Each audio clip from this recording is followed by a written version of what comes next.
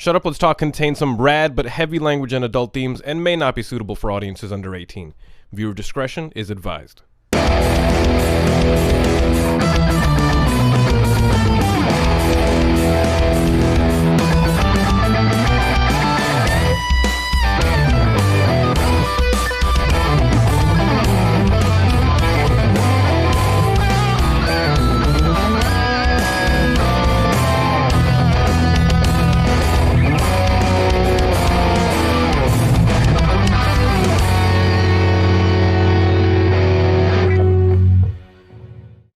What up, what up, what up? What's going on, everybody? Welcome, everybody, to Shut Up, Let's Talk, episode 111. Everybody make a wish, okay? Please.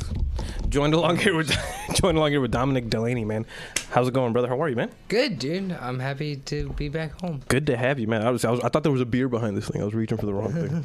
How's it going, man? Good to have you, brother. Cheers to you, man. King. Jesus Christ, yeah, man. The coolest music I've heard in a long time, man. And that's not just like for the lulz. It's man, I was jamming to your tunes, right? I was listening to these lyrics, man, and it was really, really cool. I gotta say, thank you. Yeah, you have a cool way of putting saying a relatable story.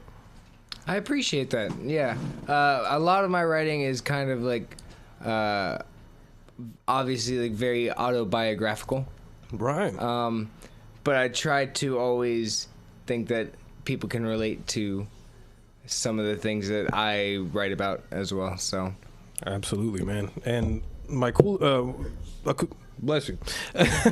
Acoustic music is actually some of my favorite tunes. Like growing up, actually, I was a big fan of like. You know, I don't listen to every James Taylor song, but I like the way I love the way he plays guitar.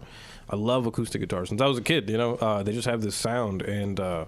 It's a very intimate sound. Anytime you hear an acoustic guitar, you feel like you're just in the room with whoever's playing it. Yeah, totally. Well, and like that's like I grew up liking punk music and metal and shit like that. And oh, thank you. Cool. Oh, you listen to punk and metal? Yeah, and so that's kind of like the shit I was into like growing up. And then when I turned 18. I decided to become a DJ. Whoa, DJ Dominic. What was? And do you want to say the name or? I just went by my name. I just sweet. went by Dominic DeLaney. That's kind of one thing that I could always kind of tip my hat to my dad to is like you did give me a pretty damn good name. Dominic DeLaney is a fun name to say. You know, I was gonna mention that at some point during the show. Is that your name is awesome, dude. It looks good on paper. You know, it's fun to say. It's easy in stencils. I mean, I can just spray paint it on T-shirts and shit. It's like some like alliteration thing going on. Yeah. So, well, he is an English teacher, so sweet. I guess sweet. It does make some sense. But yeah, so I DJ'd for a little bit in like a dubstep and drum and bass scene, which was fun for what it was. Sick. But then. You were making the tunes or you were DJing it? I was producing and DJing. I hope nobody can find my old SoundCloud because maybe on part 2, guys. We can try to track some of that down. But then I was kind of sick of that scene just because it got very tiresome really quickly. And it didn't really have what I used to love about music, which was when I was playing guitar. And so I started playing acoustic guitar again just because that's all I had at home. I didn't have any electric guitars anymore. And then my dad told me about this guy called Frank Turner. And I checked him out, and he was in a hardcore band. And they broke up, and then he went solo and started making like acoustic folk punk, that's pretty for awesome. lack of a better term. And I started checking it out, and he wrote a book, and I read the book about like his touring experiences and things like that, and it kind of just lit a fire under my ass again to want to do it. I was like, oh my god, I've wasted this much time. How old were you around that time? I was probably 22. Oh, sweet. So that was probably about 3 years ago. Cool, man. And then that's when I started playing again. I started writing songs again, and I think it was January 1st, 2018.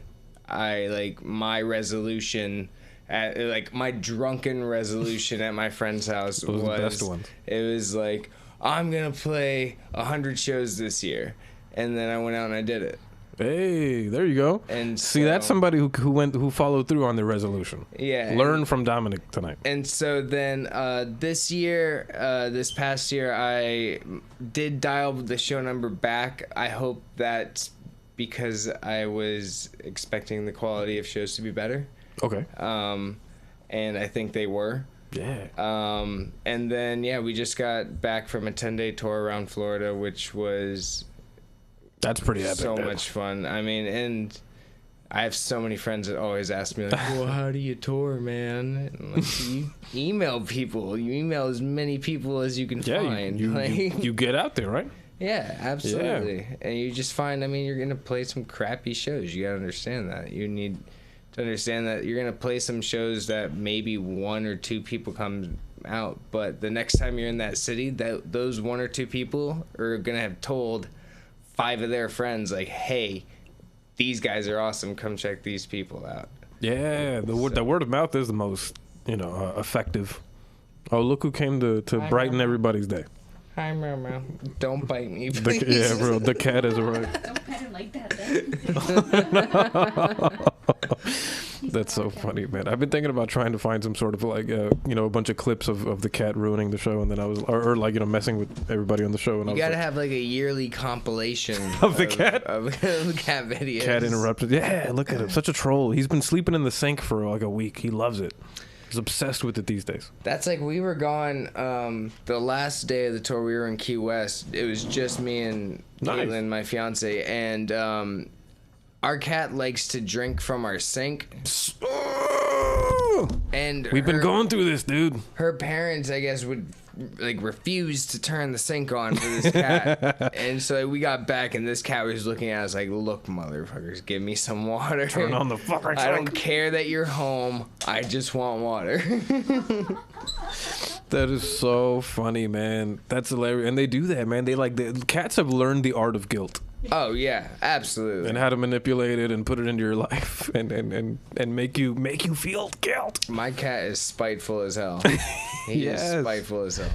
Oh man, sorry folks. Give me 1 second while I bring up the chat, guys. I totally in all the cat fun. Oh, we have a chat? Yeah, absolutely. Let me go ahead and bring that up. Sorry, folks. Hope everybody is doing well. If you've been in the chat this whole time, guys, thank you, everybody. I hope you're enjoying Wednesday so far. It's been a busy week for me so far, just at the day job and blah, blah, blah. Ooh, I just want to write tunes. I just want to play guitar. Getting back into like routine is not not my forte. And how? So tell us more about the tour, man. So you yourself label it as a DIY tour. Absolutely. So tell us more about that. To me, I guess going back to the previous story where when I discovered this dude, Frank Turner, and I watched so many I watched everything I could find on this dude. And he pretty much said, if you want a tour, go book one. And like, that was just like, I sat there and I was just like, oh my God, he's right. Like, you could do that. And that's where I just started emailing people. This is the second DIY tour I did. The first one I did was at a period of time, pretty much around the same time period, like winter of the year before, so 2018. Yeah, 2018 to 2019. And life is just one big day now, guys. I know, it's crazy. I couldn't remember the days like on tour at all. Wow. But so the first tour, yeah. The first tour, my friend at the time, we were hockey coaches. Whoa. Yeah. And I was a Zamboni driver too. I worked at an ice rink. Yeah. Tell us about that. And that's rad. I grew up playing hockey, and it was super fun, and I love the sport. And so, on ice or like? Yeah. Whoa, cool, dude. Yeah. And so I worked at an ice rink in Lake Worth. And I had my fun. I loved being a Zamboni driver, but things just didn't work out, and so I ended up leaving the rink, and I didn't really know what to do, but I knew I wanted to play music. And somehow my buddy at the time, who I was coaching with, was like, dude, I scored us tickets to the Winter Classic, which is an outdoor hockey game they do every year. Oh, sweet. Like And- street hockey, whatever they call it? No, like like On ice? Yeah, like in like a Outside. big arena outside on ice. Yeah. Oh, because I sorry. So where was this? Okay, so the game was in Like what state I'm in? Sorry. Indiana. Oh, okay. Because in think- my head, I just keep imagining it's in Florida. So No, yeah, Sorry. yeah, no. It was at Notre Dame Stadium, and like my friend was from Chicago, and it was Chicago versus Boston, and he's like, I got us tickets, and we were looking at. I was like, well, shit, we got to go, and we were looking at plane tickets to get there, and we were like, damn, this is more expensive than the tickets were to the game. Whoa. And then we looked at like getting a rental car, and we're like, well, let's just drive. And then the idea came to me. I was like, well, if we're driving, let's make a tour out of it. Oh shit. And so that's what pretty much happened. And I learned a lot on that tour. Mainly schedule your drives at 4 hours max. Because anything more than 4 hours in a car with one person is not fun.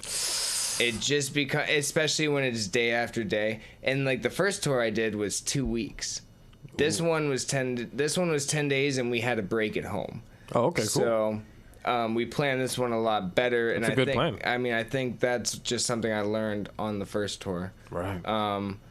But So how were those 2 weeks on that first tour?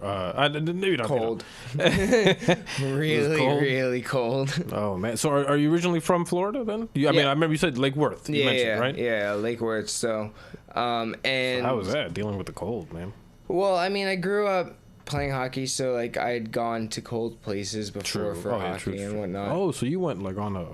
Right. So you were on like a team where you like traveled around? for Yeah, stuff? I mean, yeah, we would do like tournaments and whatnot and stuff like that. That's tight, man. And I didn't grow up sporty at all, so I was just, the whole kids I going on wasn't- tour thing. I was like, oh shit. I was not good by any means. Like I Oh, was the come guy on. who was just lucky enough to like stand in front of the net and like the puck would hit me and bounce into the goal. I'd be like, hey, I did it. That's awesome. But so I have a theory about being cold.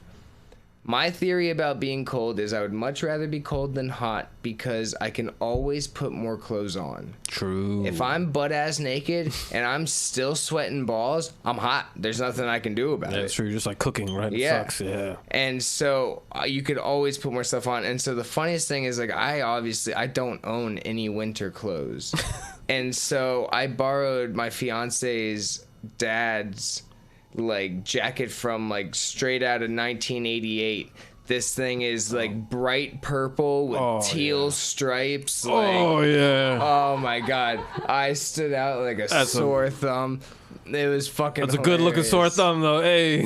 I was That's all right. like, Hey. I think so. Like they That's did what's like up. they did a big panorama picture of the crowd of the Winter Classic, and if you go and look at it, you can see everyone's wearing Blackhawks or Bruins things, which are either black and yellow or red and black, and then you just see me in the top of the stands in bright fucking purple with teal stripes. That's the coolest thing ever, dude. That's pretty awesome. Though. Yeah. That's great, man. That was a fun tour. I mean, it was what it was. The shows themselves were kind of disorganized, but like I said, it was a huge learning experience, and I think it helped out completely on this tour. And this one was so much more fun just because I had Sarah Scully with me. I mean, she was. Shout out Sarah Scully. Yeah, she wanted to be here tonight. She has to work. Episode 2. Episode 2. And have fun at work, because that sucks. Being stuck at work. Yeah. But it was great having her along. I mean, it was really her idea to do this tour because like as soon as I got home from the first tour, I wanted to do another one. Oh, nice. And So you missed that. Yeah, cool, dude. For one thing, I feel like I'm healthier on tour. Like I actually like treat my body. Yeah, like I treat my body right. Like I work out in the mornings and stuff. I eat better. Like, so you think like being on some sort of schedule helps you because you work around it? And yeah, then yeah. Because it's like I know, like it's like I know what I put in my body at 8 in the morning is what's gonna keep me going when I have to play the show at 8 at night. You know, and everybody learn. Like, because like the first tour, it was debauchery. The first I learned like 4 days and I was like, I can't do this every day. Like as much fun as it is. What did you learn? Like so what are the do's and the don'ts of tour? Eat right. Try and eat right, because you're not going to, but just try to. As long as you try to, you're gonna eat better than you would if you didn't. You know. So, like for instance, I was talking shit on JC's show. Shout out to the throne, JC. Yeah, I was talking shit on JC's show that I was gonna have like a diet where I was gonna eat salads every day. The first 3 days of the tour, I ate Taco Bell, and like it was just kind of out of necessity. But I kept the lettuce on my tacos. So I was just like, about to ask. That's a compromise. I was right? Like, did you try to work the lettuce in there? Some way? I was like, well, at least I'll eat the lettuce, but awesome. Crunch wrap. But then it did come down to there were days like we had a day off in St. Augustine and we kind of over celebrated the night before because we had a really good show in New Smyrna Beach. Oh, sweet. And so we kind of over celebrated, and then we were all kind of sitting up. Like I was drinking some like coconut water drink or something, like just trying. That sounds like like the best worst idea ever. We were just in Walmart looking at shit, just like, is this healthy? Like, does this help you? Oh, coconut water. Yeah. Oh, I love coconut water. It had like pomegranate in it too. It wasn't the worst thing in the world. I'd have got it. Yeah, I can't blame you. It was okay. And then like a lot of those like Ensure like protein drinks is like a fucking milkshake with just pretty much vitamins, and like that's pretty much, we were all just kind of sitting there at 5 in the morning looking at each other because we had to drive all the way to St. Augustine that day. Wow. And just kind of just like, this sucks. How far of a drive was that for you guys at that point? It was only a 2.5 hour, 45 minute drive, yeah. But we had to do it. We had to leave that night. We stayed in a campsite. Whoa, sweet. Which was kind of cool. The lovely Claudia has been trying to get me to camp for like ages. Oh my god, I haven't done it yet. Big fan. She's trying to get me. I'm a big fan of camping, and so, but see, this time, so this was the least prepared I'd ever been camping. Oh. But I mean, at the same time, kind of the most prepared, because the first time I toured, I was in a Honda Civic, and we lived in that thing for 2 weeks. Oh my god, dude! We didn't really stay in hotels too often. We stayed in hotels for maybe 2 nights out of the whole 2 weeks. Mm-hmm. And so this tour, Sarah and I rented a van. Whoa. And I was like, oh, well, we got a van. Like, we're fine. Like, like problem solved. Like, what do you mean shelter? Yeah.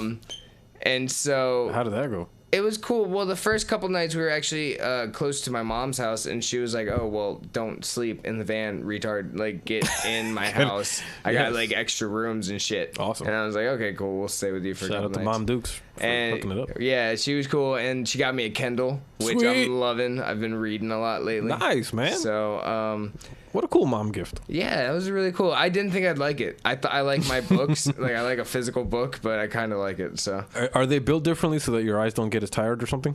No, it's just as easy as shit. It's like, and I can carry it around. It's like, and That's it's cool. like, it's also like I can go on fucking Facebook with it and shit. Awesome, dude. Yeah, so Cool. it's a tablet. It's like the Kindle Fire one. Yeah, The epic it's ones. dope as fuck. So. That's awesome, dude. But yeah, so we stayed at her place for a couple days, and then we were going on to the next city, and we were looking for somewhere to crash. And we tried the game of, at a show, there's always like the gimmick that independent artists use, where like somewhere in the show they're like, by the way, if anybody's got a place where we could sleep tonight. Oh no. And it didn't really work out in where we were, and we found out why very soon. Whoa. So we ended up finding a campsite in Titusville, right outside of the space, like the Kennedy Center. Yeah. and it was like $30 for the night, and we were like, "Fuck yeah!" That's like, pretty rad. Cool. So we had 3 vans in our party. Cool. So that's awesome. I started thinking of the Pioneers and the wagons, and they lined up. Like that's pretty epic. Our friend Tracy's van is the dopest thing I've ever seen. It's got like it looks like when you walk in, it looks like an apartment. Like, whoa! It's crazy. It's super cool. Awesome. So we were able to split, 4 people in to these 3 vans and shit, and it was super cool. But there was just kind of this one guy who pulled up to the campsite next to us who was a little off. I'll never forget his name.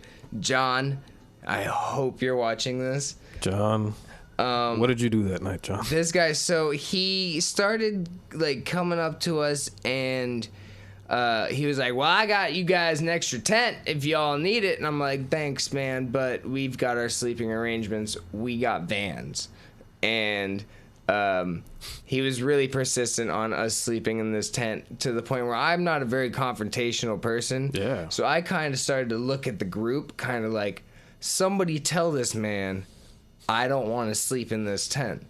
And eventually we all told the guy, like, we don't need it, thanks very much. And he was like, okay, well, I needed to roll it up anyway. I'm like, all right, great, dude. Okay. He throws this bag of Milano cookies to us, which are open. Oh, no. And I immediately look to the group, and I'm like, nobody eat a single one of those fucking cookies, because I don't trust this guy. And then he started coming over, and he started joking just a little bit too much. Like, this guy was like 60 years old. Whoa. And like Mermaid Man. All right, that's not even crazy. So he's 60 years old. His wife was 27. Okay, then. And it's like a cult leader or something. And then he keeps like making jokes. He's like, "We're in Brevard County. We're in Brevard County. I married my sister. I'm like, wait, you're joking too much about this. Did you actually marry your sister? It was a little weird. I didn't get much sleep that night. Was she there? She wasn't there. Yeah, she was there. What was she saying about it all? She was just quiet on the side? Yeah. Why? You see, when you imagine these type of people and you imagine that situation, that's what I imagined her doing. We have quite a few instances of very curious behavior on video because we documented the whole tour. Okay. And it's going to be coming out on like a YouTube series. That's so of videos. cool. Dude. But look out for that. Yeah, there's like this one situation like in the morning he just like came out and like he was talking, like he was being very kind to us. He was just telling us a very nice story, and then he saw his wife or sister, and he was kind of just like, "Are you making breakfast?" Oh my god! And like we were kind of like, "Oh shit! All right, we gotta go, man." Like that sounds like the craziest thing. That was like. Think he was on like crack or something? I don't know, man. It was. I think that just might be how he was like raised. This is how he was. Oh man. I don't know. It was. That's crazy. You see the differences of where you go, and you see the difference in people and stuff. I mean, different cultures and whatnot. Sounds like some like crazy movie, like independent movie. Yeah, we were just happy to go away from Mr. John. We appreciated the gesture of the cookies, but we didn't eat any of the cookies. So. Well, John, thank you for your generosity, but seek help, please. Yeah.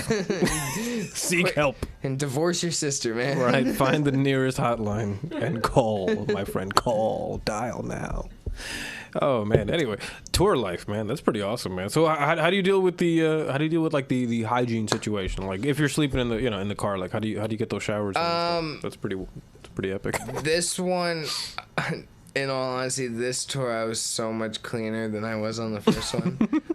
The first one, all right. So there's one, like I have like one pair of pants that I really like to wear for shows. It's a guy thing, man. It's a guy thing. This time I was able to clean them throughout the tour and wash them, but the first tour that I did for 2 weeks, I pretty much wore them throughout the whole 2 weeks and didn't change. Dude, so we're laughing now. As long as you change your underwear, you're good.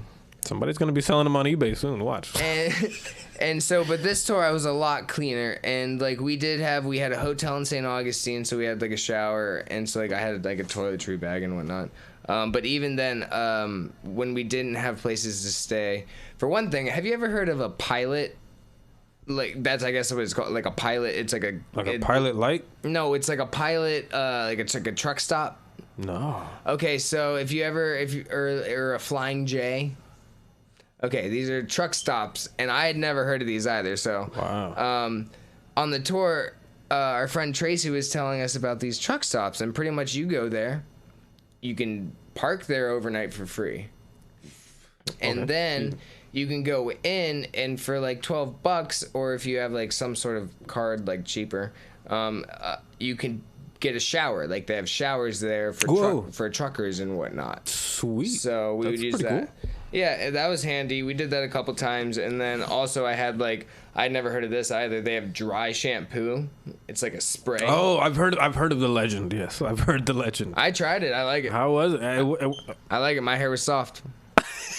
That's pretty dry shampoo, man.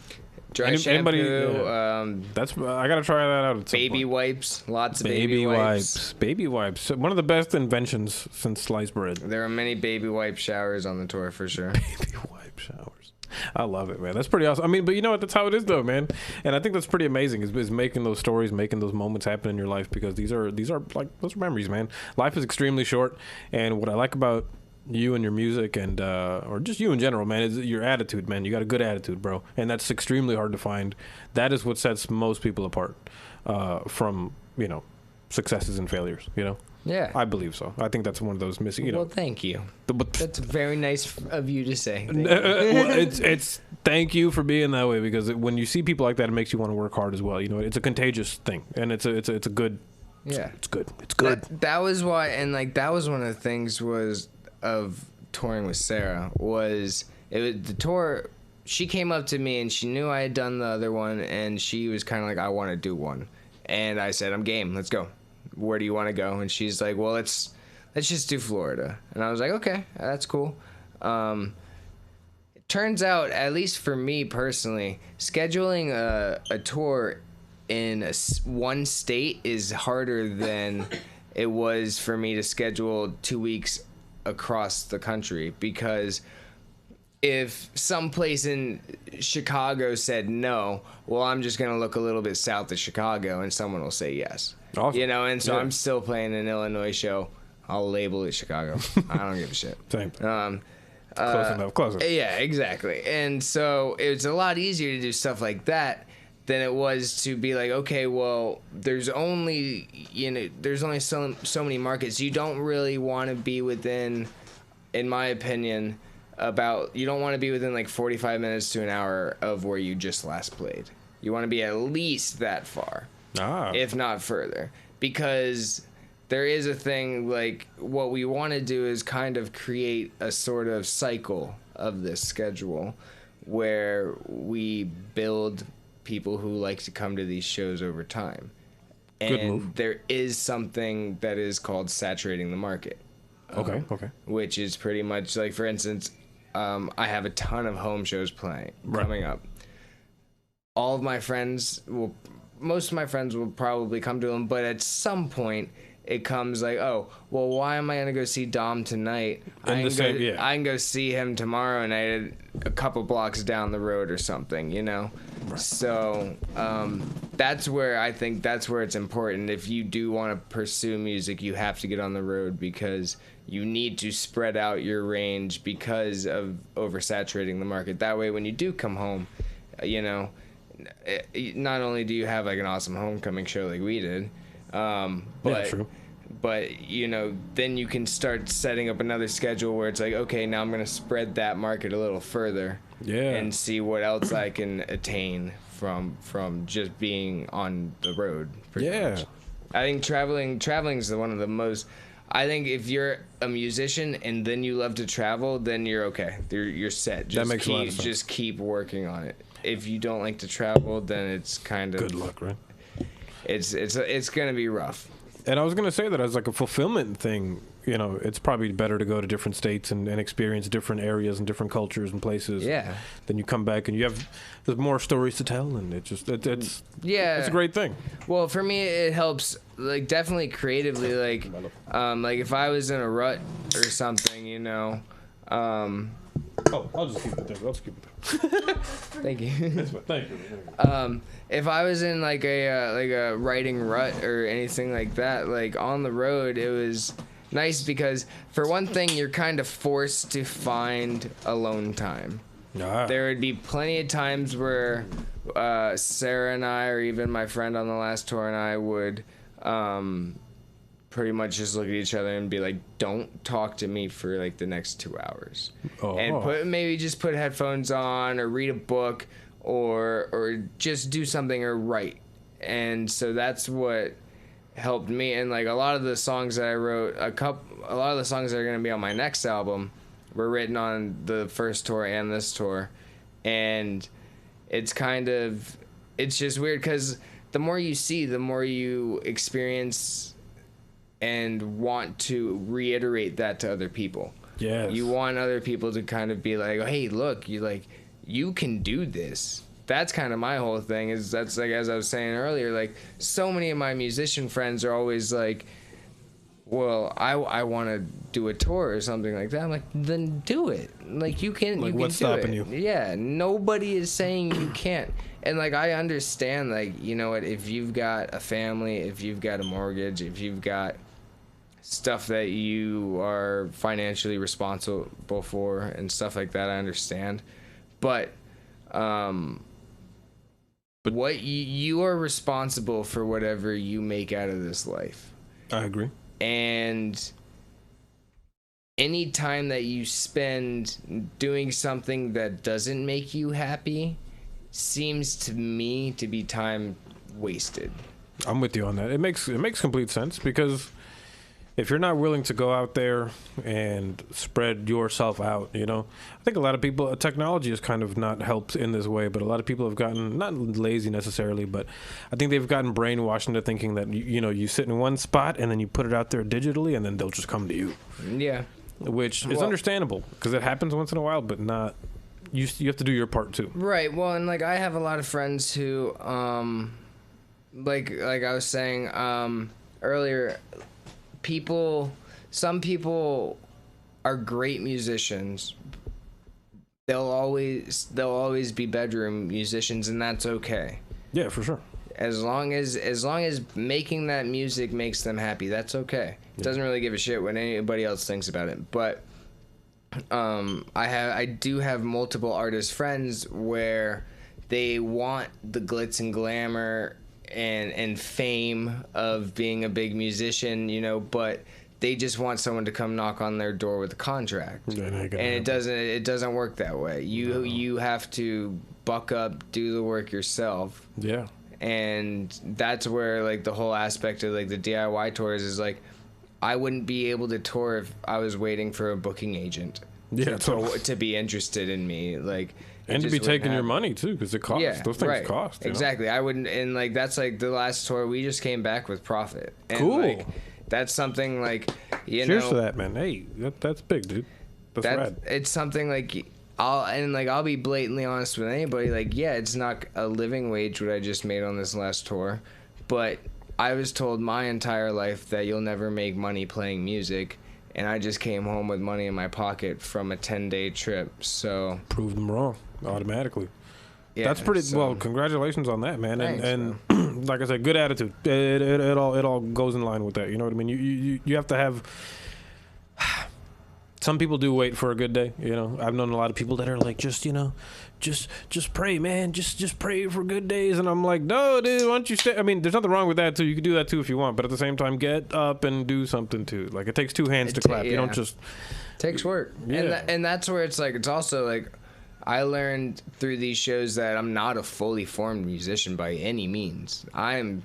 There's still so much that I need to learn. Like I was telling you about how, like, I'm just starting to really understand scales and shit like that. Oh, yeah. Like, you know, it's just, you got to, a lot of people that I know that make certain types of electronic and hip hop music. Kind of like we'll make a few songs and then be like, I'm done. You know, I made it. I did the best. The guy will retire soon, son. Right. And I'm kind of always like, well, no, dude, like get better at your writing, get better at your understanding of the music theory behind like orchestrating a real song. Like, as much as, like, for instance, like my EP, I love every song on my EP, and I play all those songs every night, and I probably will for a really long time. Yes. But the songs that I'm writing now, I can see visibly are improving as far as structure, and that just comes from playing out live, learning every song. That if you hear a song on the radio you like, or you hear a song on Pandora, or by someone that you like, learn how to play it. Hell yeah. And like you learn so much by doing stuff like that, and it just helps. Yeah. It helps so much in writing. Yeah, dude, songwriting. Well, you know, before we get into the songwriting topic, I do want to go into one of your songs first, so that the people at home can see what you do and how you do it. Hell yeah. And give me one quick second while I go ahead and bring up the Spotify. Hello, folks. I hope everybody's having a good time, and we covered so much already in such a short amount of time. I love it, dude. Like, we're efficient. And you know what? The tour life has always fascinated me because, like I said, I told you when we first met, I really don't get out much. So it's like, it's fun to, I don't know, like live vicariously through the conversation, you know, and see, you know, because, you know, I've traveled throughout my life. So it's like, imagine doing that, but with playing music and doing awesome shit. Like, that's really awesome. Yeah. I mean, it's just kind of, I don't know. I love experiencing new things. I love meeting new people too. Like, that's important too. It's always cool because you understand, the more you meet people, the more you understand, you get a better view of what like the general consensus of like emotional status is, you know? I'm with you on that.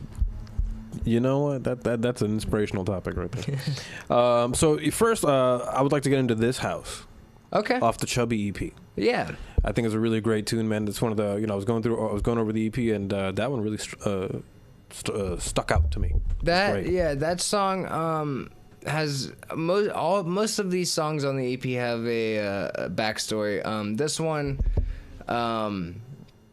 at the time, I was living with a friend of mine and my fiance, and we were gonna be changing from our apartment. It was a 1-bedroom apartment where our buddy was sleeping on the couch, so we were gonna move into a 2-2 at some point. Nice. And my childhood house just so happened to be in the process of being foreclosed on. Oh. And so my dad was kind of like, hey, the house is being foreclosed. If y'all want to go stay there, y'all don't have to pay too much except for the bills for the electric and the water. Whoa. And we were like, okay, well, it's a house. Sure. So we went and stayed there, and it wasn't what I thought it would be. At first we were psyched. I was like, yeah, I grew up in this house. I know this place like the back of my hand. Yeah. It's going to be a fun experience. But it quickly kind of turned into understand. It was kind of a very morbid metaphor for decay. And I would find, like, I remember, like, the first night I found, like, some old photo albums, and I think Caitlin, like, found me crying at some point. Oh, man. It was rough. That's tough, dude. So that night, like, I was kind of like, well, this sucks, and I write the best songs when things suck. So it's one of those things in life, right? The irony.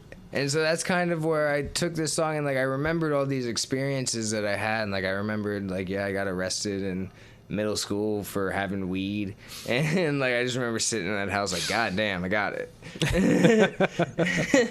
And, you know, just tiny things. And then, like, to compare that to the end of the song where it's, you know, yeah, now I'm an adult and I'm back in this house and things have changed here and things have changed in me, and to an extent that's really sad, but that's kind of one of the parts of life. Yeah, the acceptance, right? That's the That's difficult, man. And finding like a way to move on. From it. So. Wow, man. It was also kind of, and so that was the year that, what was that hurricane? It wasn't Irma?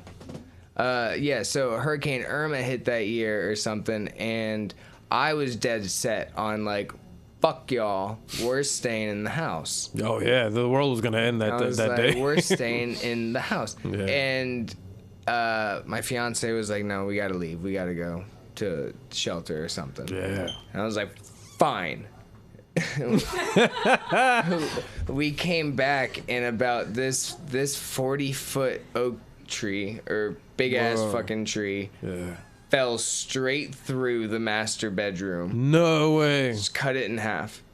So if we were there, we would have been dead. Right, dude. Yeah. So. Whoa. The house is no more, but now the song is a testament to the house. Damn, it's nuts, man. Yeah. You know that in a funny way, that hurricane, you know, it thankfully in my area it didn't do any damage. You know, like it was just rained a lot, and even the tree thing, that's just like an unfortunate, like it just went that direction. Tree. Bad tree. Bad tree. Damn it. Spank it. Oh. But you know, even that year during that hurricane, I lost somebody very close to me, and so it was like so many people. Like it's funny that you know we both happened to lose something so close emotionally. You know, and totally. I mean, you lost something physically too, but I'm just saying, like, it's intense. You know, like just going through that emotion. That hurricane was intense. Anyway, this house, man. So that was and by the way, thank you for giving us the story behind that song. Those are my favorite things, the story behind the songwriting, and that's one of the topics today. So let's get into it. This is Dominic DeLaney. Let me bring it up. Hey, nice. Was it the hummingbird? Very nice guitar. Yes, it is a hummingbird. Love it. I appreciate that you said that. I worked very hard to get the damn thing. That's awesome, man. It was a dream guitar to get. Dude, it sounds like such a resonant guitar. This house, Dominic DeLaney. I cried my eyes out first night in this house. I was a child and I didn't want to move. I had friends there, maybe somewhere. Hopefully you'll find some new ones soon. Those were the 90s, they're far behind me. And I even donned a pair of fat farm shoes. I spit on preachers, I pissed off my teachers. And I even got caught buying weed at school. And I cried my eyes out that night in this house. I'm a teenager and I don't know what to do. And I had a family, oh fuck I'm rambling. Well that's probably a symptom of the feud. And I'm back now, and there's mold on the walls. This house doesn't seem so tall. My bedroom still unused, floors creaking in the halls. And I wish I could invite you in, but the garage caved in.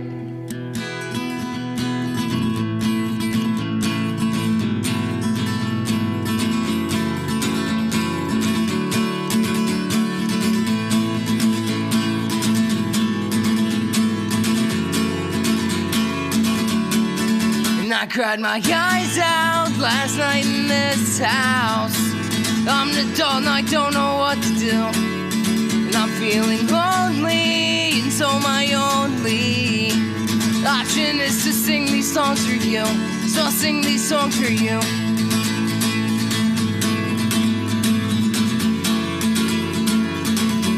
Well, I'll sing these songs for you.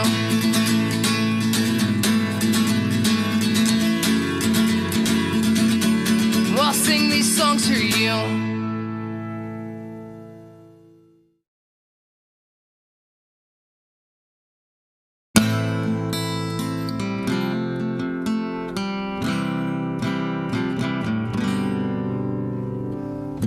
I'm learning, I'm yearning for something that I know I can't afford.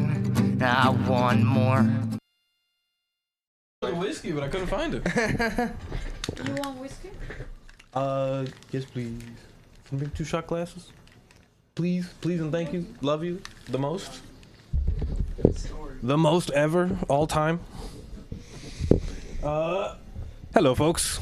We are back. That was This House and a little bit of the next song, which was the one before? That's Going Nowhere, yeah. Going Nowhere. Dominic DeLaney, man. And honestly, dude, I love that song, dude. When I was listening to the lyrics of that song, a lot of your songs get me choked up, man. God damn it, dude. They get me choked up. You fucking guy. I kind of like that. I kind of appreciate Well, I love that. it, because that's real music. And like I said, James Taylor. You remind me a lot of Don McLean. That American Pie, the Vincent, that good stuff. And I love I love acoustic guitar. Are you a fan of that '70s songwriter time period, or is it just? Is that just what you've become by mistake? Because it reminds me so much of that, and I love that. No, I totally I was totally into.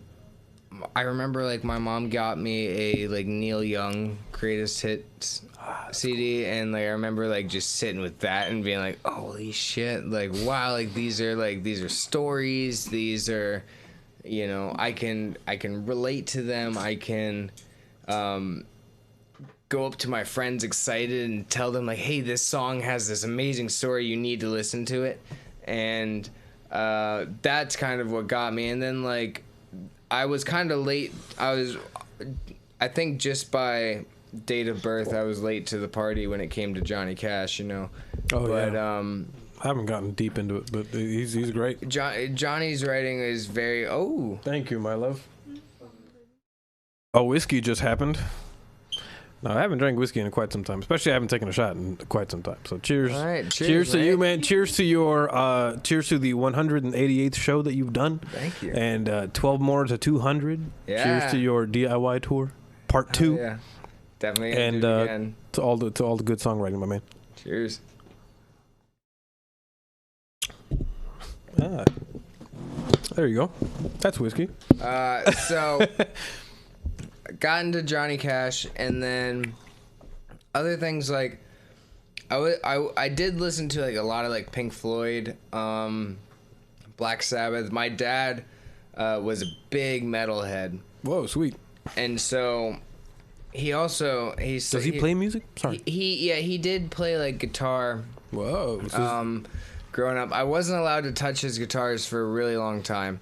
And how long is long? Probably till I was about 10 or 11. Oh, that's kind of long. Double digits, I wasn't expecting. Yeah, and so I kind of had to prove to him, I think, that I really wanted to play guitar. Oh. And so I had a little crappy, I think it was First Act, not the. That was my first electric. That was my first acoustic. Was a First Act acoustic. And so I had that, and I think once he started teaching me chords and he saw that I was really about it, he was kind of okay, you can play with my toys. What did he have? What were his toys? He had it's a 65 Fender Strat body on a 72 neck. I'm sweating. And then he Ouch. had a Marshall half cab that he got from Memphis, but the guy who sold it to him said, I can't tell you it was Jeff Beck's, but it might have been Jeff Beck's. Jeff Beck is a really, really good rad guitar player. Whoa. Jeff Beck and B.B. King. Whoa. And Yeah. don't get me wrong, I'm not a super Jeff Beck fan, but I've seen him play live and I'm just He's a this legend. this is great. The work he does with the whammy bar, I'm like, wow, bro. My mom worked for the Sun Sentinel at the time, and she worked in fucking advertising or some shit like that. Cool. But she lied her way as a reporter and got us backstage and got me as a 10-year-old kid on B.B. King's bus. Whoa. And I sat next to B.B. King and Whoa. me and B.B. King. R.I.P. We have me and B.B. King had the same birthday. We were both born on September 16th. And That's so, my mom's birthday. That's wild. That's awesome. And so we were sitting there and we were I was a little kid just amazed by what I had just seen by B.B. King and was asking him questions and stuff. And I was like, sir, I didn't get a pick. You're throwing picks out and I didn't get one. And he's like, Leroy, get my boy a pick. Grab my box, get that boy a pick. Oh, and that's he was, awesome. Yeah, it was super cool. And so right then and there, I was kind of I'm sold. I Man, you just wanna feel the do electricity flow into your body, right? this. Yeah, I was That's this sick, dude. is what I want to do. Man, that is the coolest story ever, dude. shout out to BB King, and shout out to BB King for being that type of personality to inspire. And you were young at the time, so it inspired the kids, man. That's everything. Kid, and yeah. I mean, he was already he had to be in his maybe early 60s at the time. Wow. And I remember him coming onto the stage and him sitting down, and he was saying, he's like, I'm 60 damn years old, and I've been playing this guitar for the majority of them. I think I earned the right to sit down and play tonight. Hell and yeah. So that's kind of one of the reasons the majority of shows I play are standing up.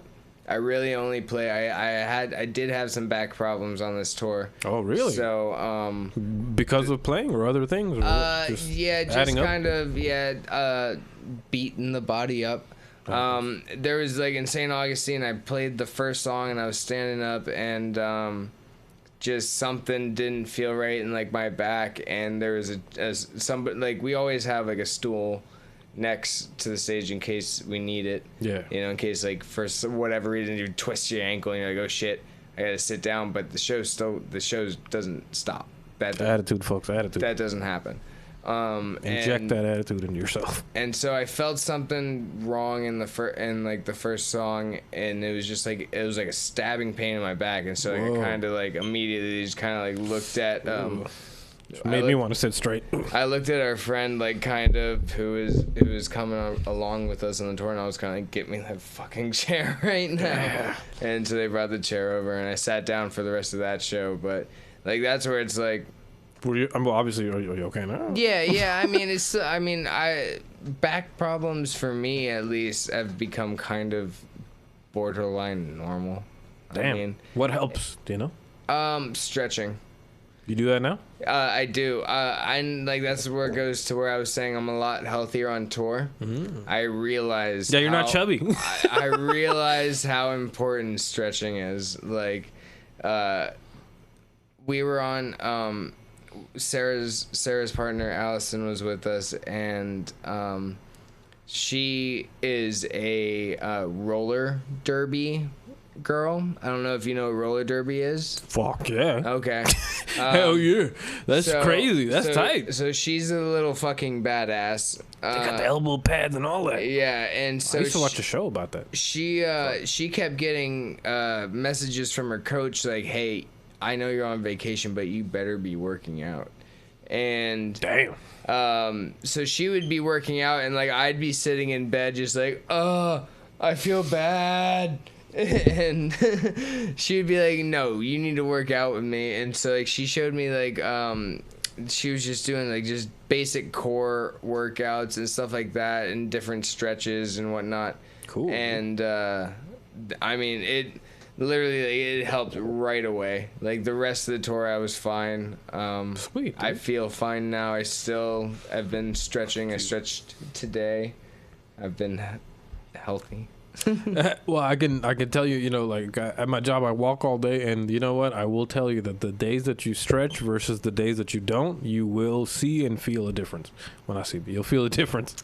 Yeah, you definitely. Know? Yeah, and I'm glad that you figured that out, because that's it's you know, I think that's major. If for anybody who goes on their first DIY tour, the two things of advice I would give is, first thing, some of the shows are gonna be shitty, and second thing is take care of your body, because even I think I took care of my body pretty well on this tour, and even the last day in Key West, it was just me and my fiance, there was a moment where like I was just in the car and I just had this moment of exhaustion where like I was just knocked out. I was ready to just faint. Yeah, like I was ready to like faint. Like I was exhausted, and like yes, that comes with, you know, the you do drink on tour.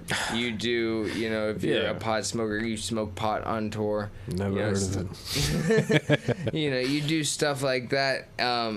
But you do, like, I learned very quickly to do those things in moderation. But even doing those things in moderation, when it gets down to doing a long trip like that, wow, man. You know, eventually you hit a wall and your body just shuts down.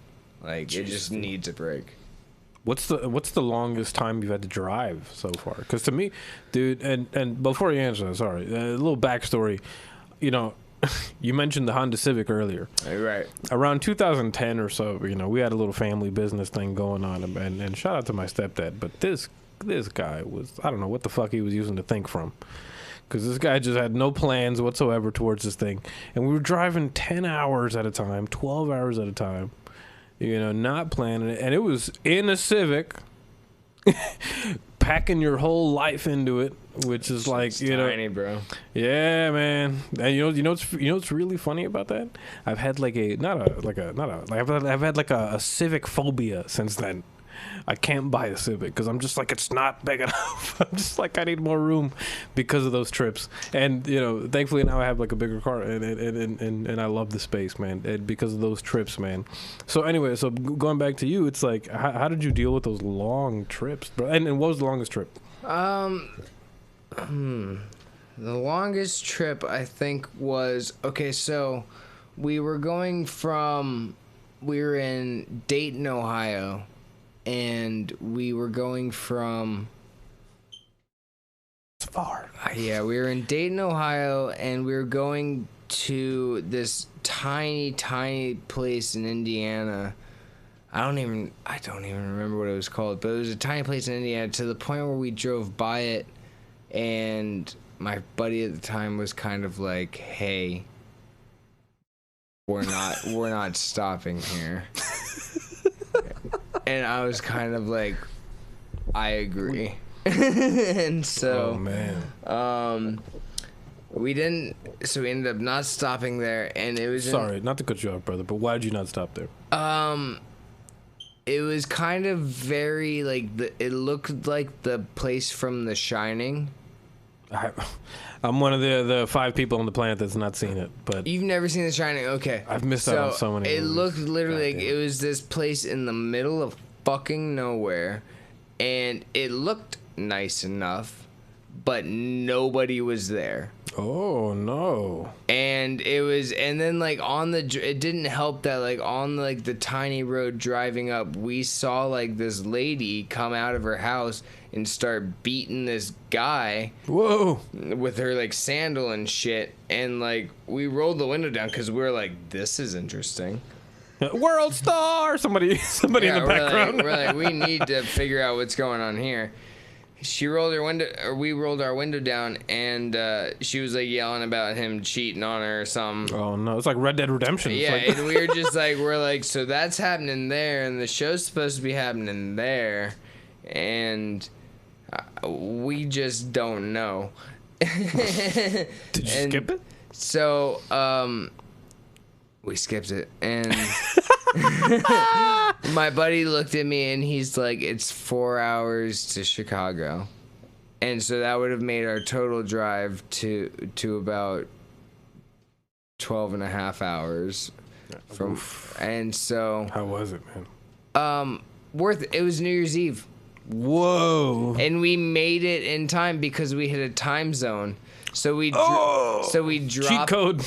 We dropped an hour, and then we hit Chicago for New Year's Eve. So yeah, that was pretty cool. Holy shit. That was one of the more fun events of the trip. We did lose a lot of money on that part of it. Sweet, dude. But it was New Year's, so. Yeah, man, that's fucking awesome, dude. That sounds like a wild story, man. Wild West. I will say that the first tour was definitely a lot more debaucherous. Like, it was... Tell us about some of the debauchery, if you can, if you will. It was debauchery, folks. It's like Girls Gone Wild. It was kind of like you have this Ouch. dream of wanting to tour But with acoustics. Yes. You have this dream of wanting to tour for your entire life, and you finally do the work and you put it together and do it yourself, and then you get there and suddenly it's as much as it is a borderline vacation, like you are working, you have to consider that. But at the same time, there does involve a lot of partying. and some of that is some for just socialization. Meeting people to explain to them or have a drink with them and talk to them about your music or something like that. Yeah, dude. Stuff like that happens a lot. But you learn really fucking quickly that the partying thing, the whole sex, drugs, and rock and roll thing is a myth. It's not. That's the real. Bermuda Triangle. It's not. It's not. You get lost. Yeah, like it's if you really have a passion, if you're in it for the music, you'll figure this out really quickly. That when you're playing the shows, you're talking to people, and don't get me wrong, like there's been I've had, Sarah and I have both had plenty of drunk girls come up and try and flirt with us and stuff like that, and we're polite and we say thank you very much for coming to the show. You do that kick from 300 where they're like the kangaroo. No, I'm kidding. Yes. And so we're very polite and we try and explain to them, we just thank them for coming to the show and I hope you enjoyed it and stuff like that. But that stuff does happen, and you start to. That's the thing. I don't expect that drunk girl who came up and tried to flirt with me. I don't expect her to come back to a show when I come back to town. Yeah, right. I see what you mean. Yeah, makes sense. Yeah. I expect the person who came up and was like, "Hey, this song meant something to me. Yeah. Let me get a CD. And let me get all your information, your Instagram, your Facebook, all that stuff." That happen. When that happens, that's where it's like, oh, I want to talk to this person because I want it to be more than just a musician to performer thing. There really shouldn't be a separation between musician and performer. I agree. Because the person that's listening to your music probably plays guitar or does something, or even if not, it doesn't fucking matter. And you obviously listening to other music. There is no separation. It's like everybody is a music fan. Yeah, and totally. So it's more of a conversation amongst equals than it is me preaching. Right. Because what do I know? My songs are just the things that I've experienced. That's your experience, yeah. And so if other people agree with that or can relate to it, then that's positive and can help other people make songs like that as well. Yeah, you're spreading the word of your experiences and that's what songwriters do, man. And what I was thinking earlier, speaking of the whole songwriting thing, that is one of the topics we have today. And with songwriting, a lot of people get confused about the definition of songwriting, in my opinion. A lot of people think songwriting is like, all right, man, we're gonna write a song, so let's do this part 4 times, then we go into chorus 2 times, another verse, another chorus, and then it's over. That a lot of people think that is songwriting. They think it's arranging. Arrangement is something else. Songwriting is the art of making something fun and rewarding to listen to. It's making something relatable. It's making melodies that are harmonious. Well, yeah, it's kind of almost like every person who writes music is always asked what comes first, the music or the lyrics, stuff like that. Oh wow, what's your answer to that? It doesn't matter. It depends, right? Yeah, I'm with you. Yeah, totally. Because when it comes down to it, I have a bajillion different little fun it's a real number.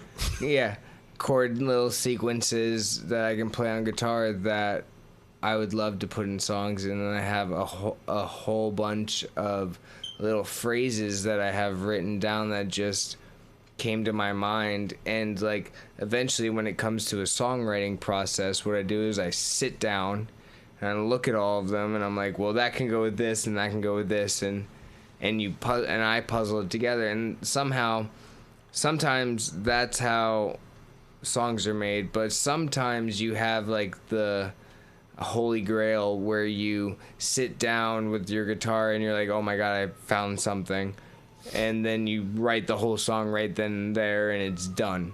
Those days are the best, aren't they? Yeah, and that's why it's like, they're few and far in between, but they're definitely... They're on their way to fucking get you guys, all right? So you better, you guys better hide your shit. Sorry. but yeah, those are the good days when you could just write a song really quickly. But when it comes down to it, really, if you want to write, like, for instance, the number of songs I have right now, yeah, just like it's in double digits, which is cool. Hell yeah. But that's still not really enough for me. I want more. I want. We need no hand digits. Past the hand digits. We need lots of digits. So it's that's just gonna look like a phone number by the time we're done. And that's where it's like. No, I'm with you though. I'm with you. And that should be the fucking goal, dude. Yeah, I mean, absolutely. And like that's where it's like, the more you experience, the more you have to say, and that's just a fact. I mean, I'm not gonna say that I'm I'm not gonna say that I'm any sort of smart. But how do you spell smart? But yes. But when it comes down to it, the more you see and the more that you understand other people in different places, it's just a fact that you learn more, and the more you learn, the more that you're able to project into the art that you create. Yes.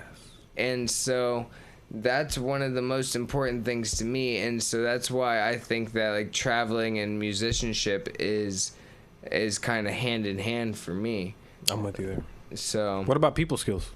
Where do you think that falls into play? Because I'm not very to be honest, I do have I don't have anxiety. Like I know people who have real anxiety, and like clam up, right? Yeah, like people who like have sometimes potentially debilitating anxiety. Yeah. And I've never had that type of anxiety, but when it comes to social anxiety, for a long time it was very odd for me to interact with strangers, especially like to try and get them to buy something from me, especially when your music is so personal. Yes, it's about some really personal stuff, man. Right. And I'd get a lot of questions kind of off the bat. It would kind of be like, hey, I'm Craig, who's your friend Hodgman who killed himself, like from one of the songs that I have, and that would kind of be, oh shit, but part of that is it's an occupational hazard. It's I would much rather have that conversation than be dishonest in any of the songs. I'm with you, man. So I started to get over my social anxiety by playing shows because of those people coming up. And it was stepping outside of my comfort zone and kind of forcing myself to talk and relate to people. It's like I always do. After every performance, I pretty much hop off the stage and I walk straight over to my merch table. I stand there and I sell my merch. Like, hell yeah. I'm not going to leave somebody to sell my shit for me. Where can they get the Dominic DeLaney merch, by the way? We're working on an online shop, but pretty much at any show. We've always got the table set up. Yeah, be there. And we actually make all the shirts at home. No way. We do it all DIY. That's so cool, dude. You need a Patreon. You know what you need? You need a Patreon. You know about Patreon? I do. I know a bit about Patreon. I know it's for porn stars and a comedian that I like. I didn't know porn stars use that whatsoever, but I know a lot of podcasters use it. And porn stars and podcasters. Then I know the OnlyFans is the new thing, right? That's the new wave. But how do you call it? When it comes to Patreon, I think you would be, because you know what? You do a lot of touring. You do a lot of interaction. You do a lot of, I know you capture footage on tour. Patreon users, and don't get me wrong, I've had one for a while. I don't advertise it. Don't look at mine. I have one up. But you could do really well, man, because like I said, you provide so much for the people, dude. And you could tell people, give me $1. And so when people, because the lowest you could put in is $1, they could donate whatever they want. I mean, maybe you know how it works, but it's a subscription, so it's $1 every month, depending on who it is, or it's whatever amount they put per month. And and I know people would support, because you're telling me already that people relate to what you're writing about, and that's great, man. And yeah, I like there's so much room for so. expansion. Yeah, I like to think so. I mean, I relate to it. Spoiler alert. I have had like a few people get angry about a couple songs. Whoa. Tell us about that, please. Why? They're angry? Yeah, there was one lady who got really mad about what song was it? The same people that complain about the halftime show? Probably. She also wanted to speak to the manager and all that stuff. Oh no! I forgot what song it was. I think it might. Memes are real. It might have been my song "Broken Finger." I love that song. What's wrong with that song? I mentioned in like I guess what could be considered the second verse or the bridge. I can't remember right now, but. I pretty much say that a prescription for Jameson's all that I need. Yeah. If I had extra money, I'd get some fire-ass weed. Oh, hell yeah. And she got very upset. She was very not happy about that and told the bartender, who was just like, okay. You know what? It's those YouTube comments where where you see a comment and it's like when you see the dislikes or like 5 dislikes and they're like 5 people have never smoked fire ass weed. No, but really though, it's that is a shame, dude. Because you know what? I love. Funny enough, the Broken Finger. I love that song, dude. Because to me, it was so metaphorical, man. And I was like, you know what? This is a song about almost like trying to be in love when you've got a broken heart. It was great. That song was particularly special because it was metaphorical. It was meant to be metaphorical, but it also was very factual in the fact of I did actually end up breaking my finger. How'd you break your finger, if you don't mind telling us? So what happened was I was looking for work. I had just left my longtime job at the ice rink. Okay. And my buddy Mitch worked at a metal factory, a metal shop. Oh, shit. Pretty much welding, a whole bunch of steel shit. And he was like, hey, we'll hire you and pay you a lot of fucking money. And I was like, well, I'll take it. I was like, I need that. So I'll be there Monday. By Wednesday, I had managed to, so like there's this thing called a metal punch. So what you do is like, say I got a plate of steel. Okay. Stick it in this thing. It's got a little foot pedal. Okay. I press the foot pedal. A little fucking metal hole punch goes through this plate of steel and punches a hole. Whoa. Crazy as shit. Sounds like very immense power. Very immense power, very dangerous. Yeah. So what you do then is you stick these little like fucking, they look like little spatulas, and you stick them in there to separate the metal from the punch, pretty much. I didn't realize that while I was doing that the metal was still below my hand, and so as it came up, my hand got crunched in between the spatula, pretty much. Oh my fucking gosh, dude. Shit was wild. I was not happy about it. And like the thing that really scared me was that it didn't hurt. It hurt for a second and then it didn't hurt, and that was the like worst pain, right? I was like, something's not right. Something's fucked up. And so I kind of like turned. I looked at my buddy Mitch. I was like, "Hey, I think I just broke my fucking finger." And he looked at it and he was like, "Yeah, that shit looks fucked up." And so it looked like those weird jelly action figures from the 90s. Dude, my finger was paper thin, bro. Like from this knuckle to this knuckle, paper thin. No, it was wild. It was crazy. It's like Celebrity Deathmatch. And so, holy shit! I remember I was I was on my way to my 100th show at the time, and I think I was somewhere around like show number 89 or show number 90 or something like that. And I was kind of just like, I had already scheduled all the shows leading up to the 100th show. And I was like, well, if I can't, I gotta play the shows. And so pretty much what I do, I'd put the sling on, I'd duct tape it on, and I'd just play the shows. And I don't know if they were the best shows, but I played them. And then what finger was broken, by the way? It was the middle fucking finger, dude. The lyrics, does art imitate life, or life imitates art? Right. That's amazing, dude. Okay, yeah, well, okay. So, damn. Then I played up to the 100 show, and by the 100 show, it was pretty healed. By the 100 show, I was able to get away with the end not having to wear the metal protector thing. But Wow. yeah, I mean, it just came down to it became metaphorical for me because I knew that I was leaving something that I did love. I loved working at the ice rink, and I loved coaching hockey. But when it comes down to it, this is what I want to do for the long-term part of my life, is play music. Yeah. And breaking my finger, like, that fucking machine that punches holes through steel, that thing's not going to stop me from playing a show.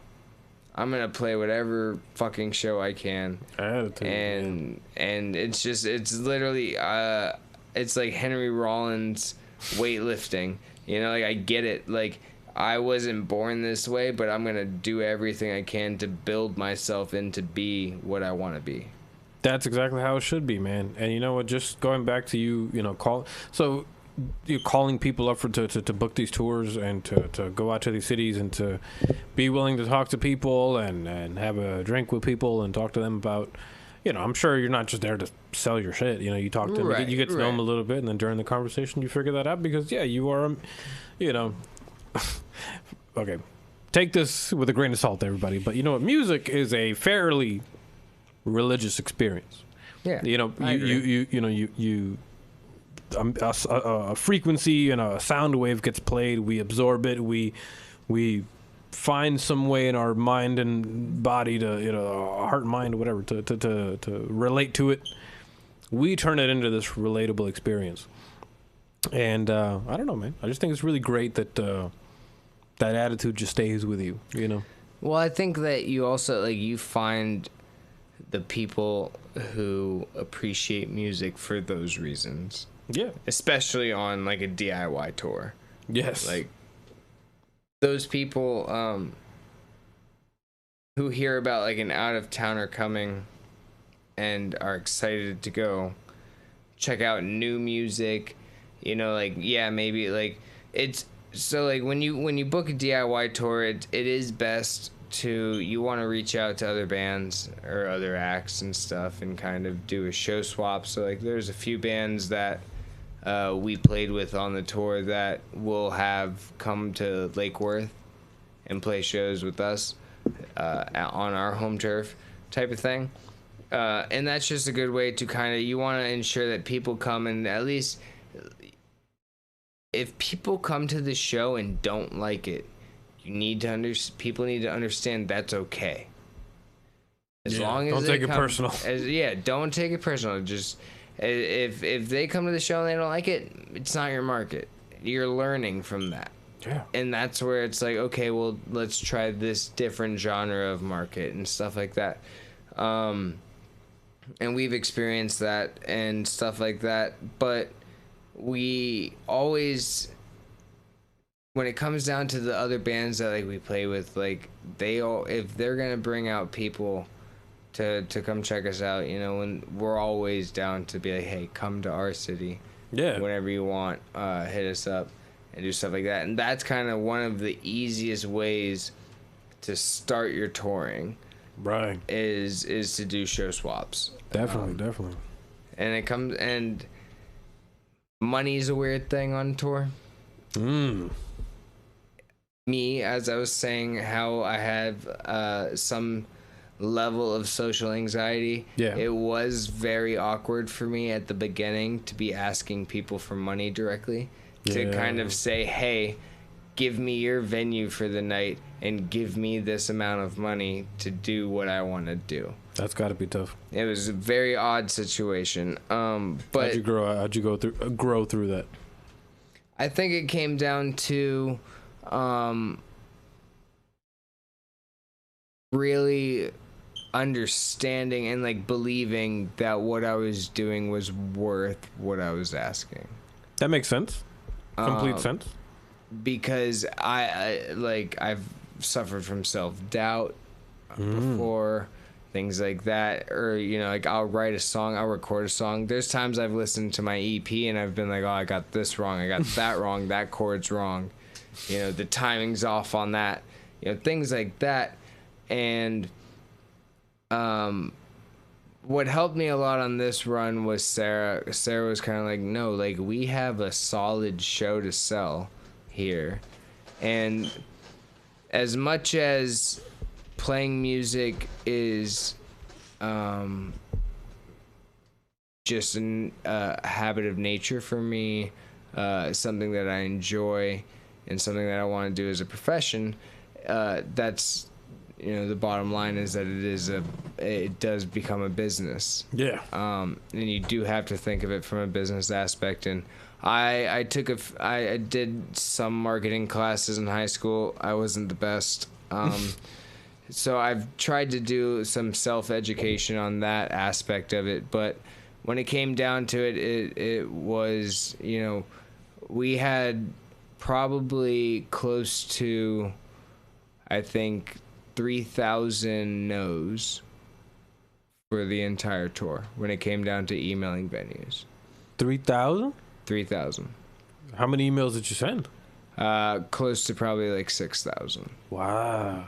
A lot of them we didn't hear back from. Yeah. Well. So I was going to tell you. So, how did you contact these places? Did you call? You emailed them? You called them? Like, what was the? We would do multiple ways of finding the venues. So anybody who wants to do a DIY tour, this is just what I did. If you want to try this way, go for it. It worked for us. What I would do is there are multiple ways. There's a few websites, one such as like Indie on the Move, things like that, or that lists different venues in different cities. There's even like, for instance, there's a Florida specific venue list website. I can't remember what it's called right now. That's cool. Pretty much, and it has different phone numbers, different emails, and pretty much we called everywhere from, in a big ass circle, from Key West all the way around, all the way up to Jacksonville, all the way to Tampa, back down, and we called pretty much every venue until we could find a spot. And even then, there were some shows that just didn't work out. Wow. And that's just kind of what happens. And some of them is like, for instance, Daytona is a lot of biker bars. Okay. So it was very hard to convince any venue to have a... Can you play some AC/DC? Yeah, it was hard to have a double acoustic act, Yeah. in Daytona. So we ended up playing in New Smyrna, which ended up being actually one of the best shows of the tour. Oh, sweet. And that actually came by word of mouth from one of the Orlando shows. Well, some lady was like, hey, if your show sucks in Daytona, go to this place, tell them I sent you, and they'll let you play. And we're like, okay. And no we did, way. And they let us play. So. That's rad, dude. That's awesome, man. Yeah. And that word of mouth and getting to know venues and getting to know places and stuff like that. I think that's such a great way to go about things, man. A lot of people, like I said, man, it's funny to me that a lot of people are very... I don't want to say that they're clueless about stuff. It's just that a lot of people can be very, like, passionless about things, and they can be very, like, victim about stuff. And they can be like, well, what am I going to do here by myself? It's like, no, man. Like, we still got phones and we still got emails. Even if they don't answer the email, if you think they're not going to answer it, send it anyway. Yeah, absolutely. If they're not going to answer it, then what's the then you know their business sucks. Sending it, Well, then you know their business sucks, because if they're not answering their emails, they're probably not even checking them, which lets you know they're not even up to date with their shit. The thing is that one thing that I've understood was that you've got to think, especially like, all right, so if I'm contacting a place like Bootleggers Brewing Company in Tampa, okay, they have their booking at bootleggersbrewing.com email address or whatever. they're probably getting 30, 40 emails a day. Yeah. There is a way to make yourself stand out, and that's honestly in simplicity. It's having, you know, my subject title is live music, the date that I want to be there, and the genre that we want to play. Oh, cool.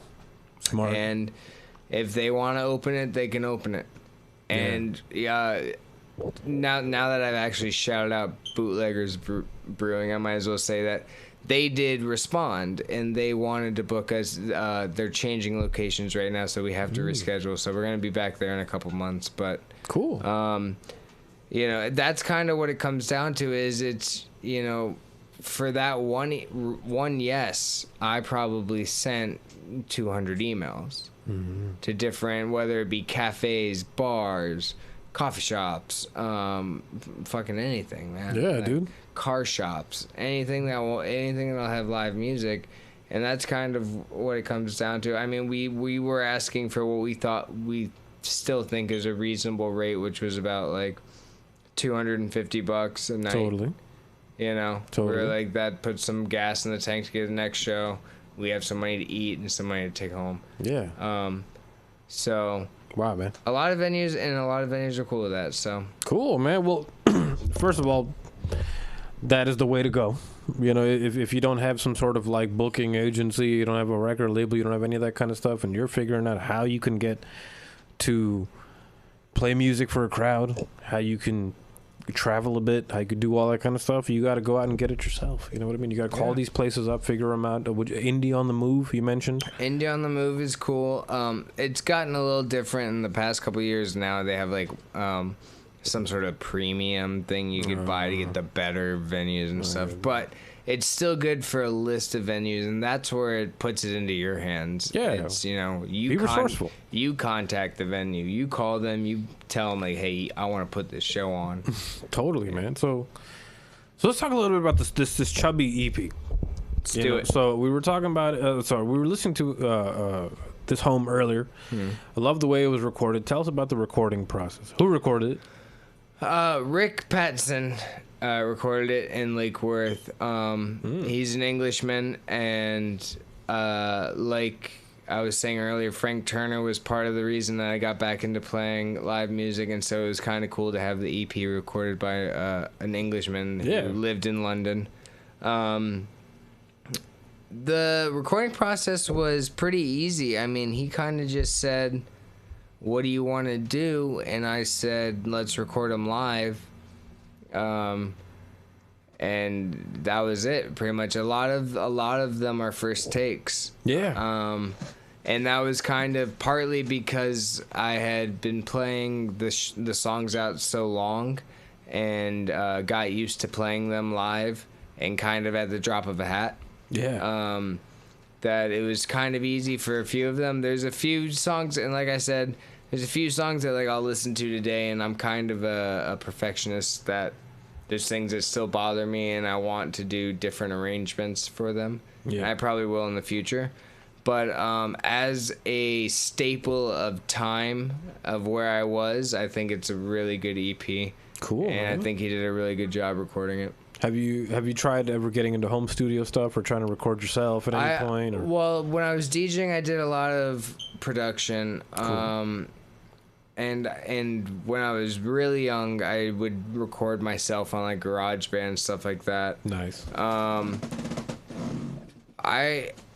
I want to do home recording, but at the same time, I know that there's somebody better than me, and I don't want to.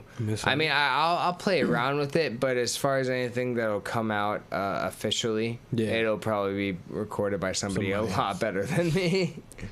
That's understandable, man. And I mean, if you're somebody that cares about the quality of your tracks and you care about getting the feeling out as the best as you can, that's a good move to make, you know, is handing it off to somebody who has more knowledge on it or more experience or whatever it is, you know what I mean? It's a good move. It's what most people do anyway. They pass it off to engineers and sound and producers and all these kind of people, and it makes complete sense, you know. What I love about the way that your EP was recorded is that, yes, it does sound... Yes, please. Thank you, man. Would you like it? Oh, you got to get that. I'm okay. unless you want a colder one. But yes, what I love about your EP is that yes, it does sound very live. It does sound very. What did he do? He just mic'd up your guitar or mic'd up your voice? Or? Yeah, we ran the guitar through a DI box. Cool. And then is the Hummingbird an electric acoustic? Yeah. I didn't know it. Yeah, it comes with a comes with some sort of Epiphone generic preamp pickup thing. Yeah, preamp thing. Whatever it is. I prefer the Fishman, but yeah, whatever. It still sounds good. Cool. And so ran that, but we mic'd it up just for kind of a double track, and then we just ran vocals normally. Awesome, man. No auto tune, none of that. You know, and I heard that. Sounds great. Sounds good. Yeah, that's you don't need it. That's where it's like I remember vividly the day that we recorded that because I remember waking up. Was it all in a day? It was all one day. Whoa. Yeah, I think it was actually all in. I think probably under 5 hours. I think. Well, you're a performer, man. That's what you do. That's what you do. And that's pretty much what it came down to. Was when I got there, I pretty much just ran through the set. Cool, man. That I played, and that became the EP. And as much as, like I've been saying, as much as I love the EP, like the next thing I do, like I love how raw it is. I love how raw, like the fact that like there's things that I can hear like, oh well, you know, my voice cracked there, but that's okay because it's a real raw recording. Yeah. You know? The next thing I record, the next album's probably gonna be a little more. I don't want to say overproduced, but more produced to an aspect where it's gonna be fucking perfect. It's not. It's gonna. This. So what you find is perfect. Right. This was an experiment to see if I really wanted to do this. Yes. And when other people were like, "Hey, I like these songs," that's when I was like, "Oh, okay. Well, I really want to do this." Absolutely. So, man. I'm excited for that, man, and I'm excited for the upcoming tracks. I love what the Chubby EP does. It is a like I said, it was a very refreshing thing to get into just good songwriting, man. When it's just, you know, a human being with an acoustic guitar, you know, there's just a human being and sound frequencies, and then it's the creativity behind all that drives this music. You know what I mean? And I, like I said, I love singer-songwriter music because to me it tells stories. You know, it does the. It's just so real, man. A lot of people get caught up with the production. A lot of people get caught up with, it's not perfectly in time. Oh, the solo's got to be faster. Oh, this has got to be that. They get caught up so much inside that kind of stuff that they lose. You know, my favorite guitar player always said, nobody's going to buy a ticket to see you play scales on stage all day. They want to hear music, man. Like they want to hear you. They want something they could relate to. Yeah, totally. I think when it comes down to like when you're in a studio, it comes down to the chemistry between producer and artist. Yeah. For instance, me and Rick got along really well. He had a lot of knowledge about the Camden, London punk scene, which you know, I've studied. You know, I love the Sex Pistols and the Clash and shit like that. Yeah. So, you know, I loved like the whole London punk scene, and it was cool to be able to speak with him on that. And then he would be like, "All right, great, we've had a great conversation. Time to play now." And I'd be like, "Oh, okay, I'm in the mood." Like, yeah. So, Cool. That's pretty awesome. Yeah. Because you knew where you were coming from and what you were trying to express. Right, and that's where it's like, my friends give me shit all the time about calling. I don't like the term folk punk, really. I just try and tend to call what I do punk.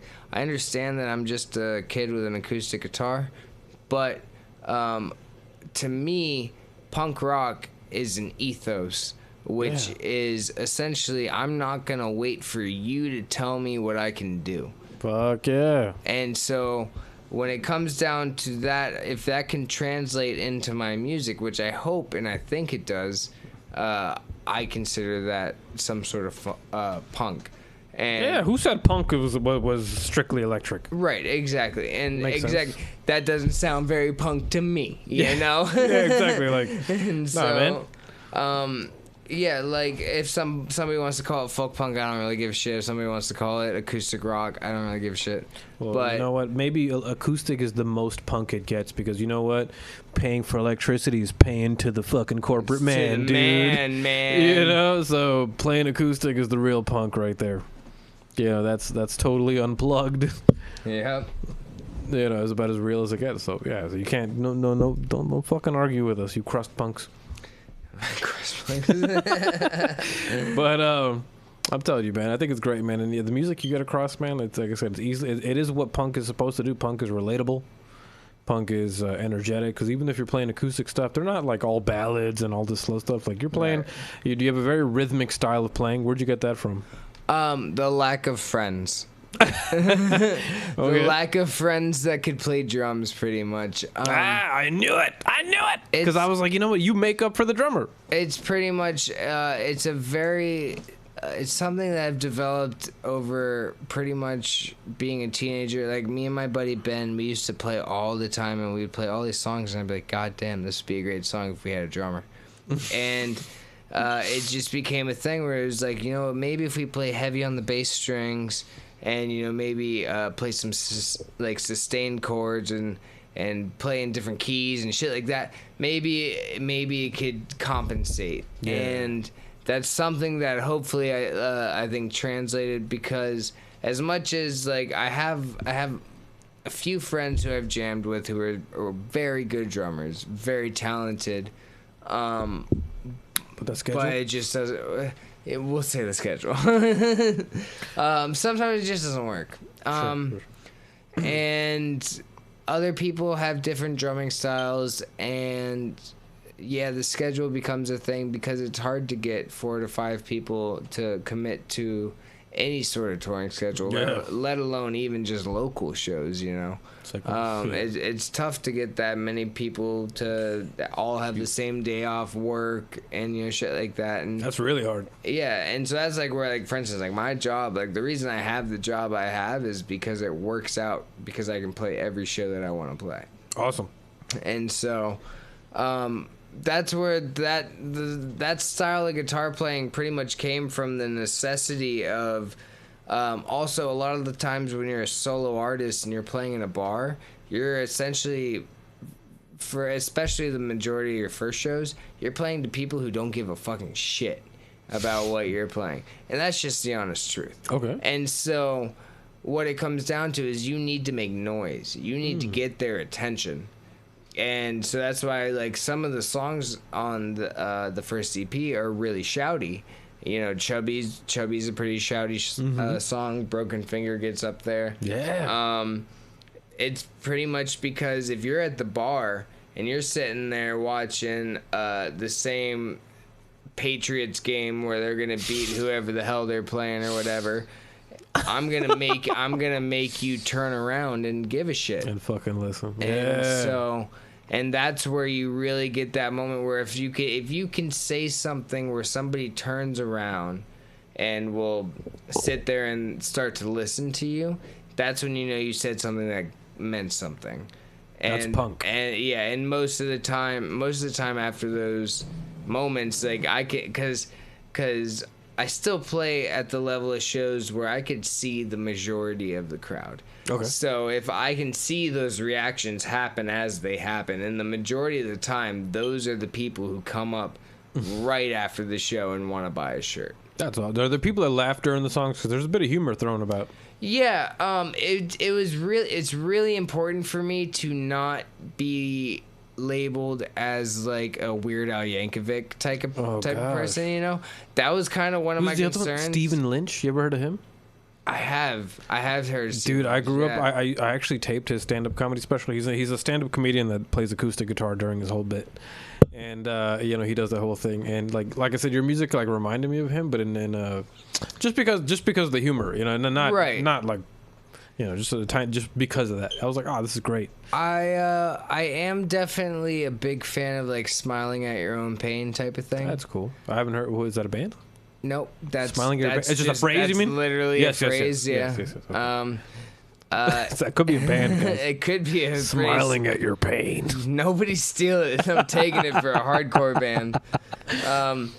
But shit. yeah, yes. like things like Broken Finger, Chubby. You know, for me, humor has always been the way that I've dealt with things. I always was trying to be the funny kid in class. I was that. I did that. And you know, like, I would get in trouble for it all the time, and now it's kind of, at this point in my life, it's like, no, like, I'm just trying to tell you guys, like, this sucks. The only way I'm getting through this is if I can make fun of it.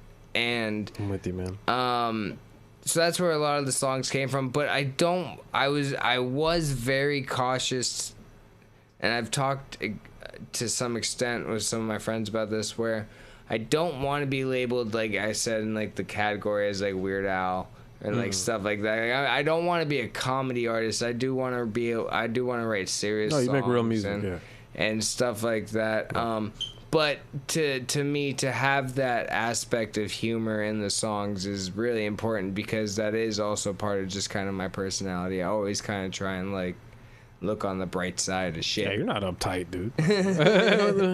Nah. Try not to be. Nah, dude. And especially when you're making punk music and you're making something that is just kind of fun and you know, when you're inspired by, you know, the London punk scene, it was never about being uptight and having your, you know, like just this. Yeah. I love what it gets across, man.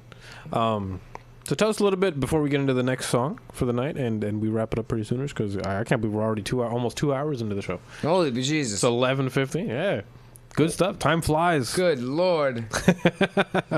But really quick, so tell me, because we mentioned the acoustic guitar you got, the Hummingbird. Yeah. Which I love that acoustic, and I'm going to tell you this funny story really quick. I gave up, and you're gonna want to slap me across the way. I gave up the opportunity to buy that acoustic, same one, for $150. Fool. You fool. It's so true. It's so true. I felt like a dickhead when I gave that up. Yeah, and then the fucking person sold it so fast. But yeah, $150, dude. And I'm somebody. And for anybody that does not know, the Hummingbird is a Gibson it's a acoustic guitar that came out way back, the '60s, probably, right? Earlier, I think sometime in the early 50s. That's awesome. I didn't even know. Yeah. I know the Beatles were playing it, right? Elvis definitely had one. Elvis. So yeah, all the greats have had that acoustic, and it is a beautiful sounding guitar. Obviously, if you can get one from the time period, good luck forking out the thousands. Oh, by the way, earlier you were talking about your dad that had the '60s body, the '60s Strat body with a '70s neck. First of all, guys, a '60s Strat body is already running you up like $2-3 grand.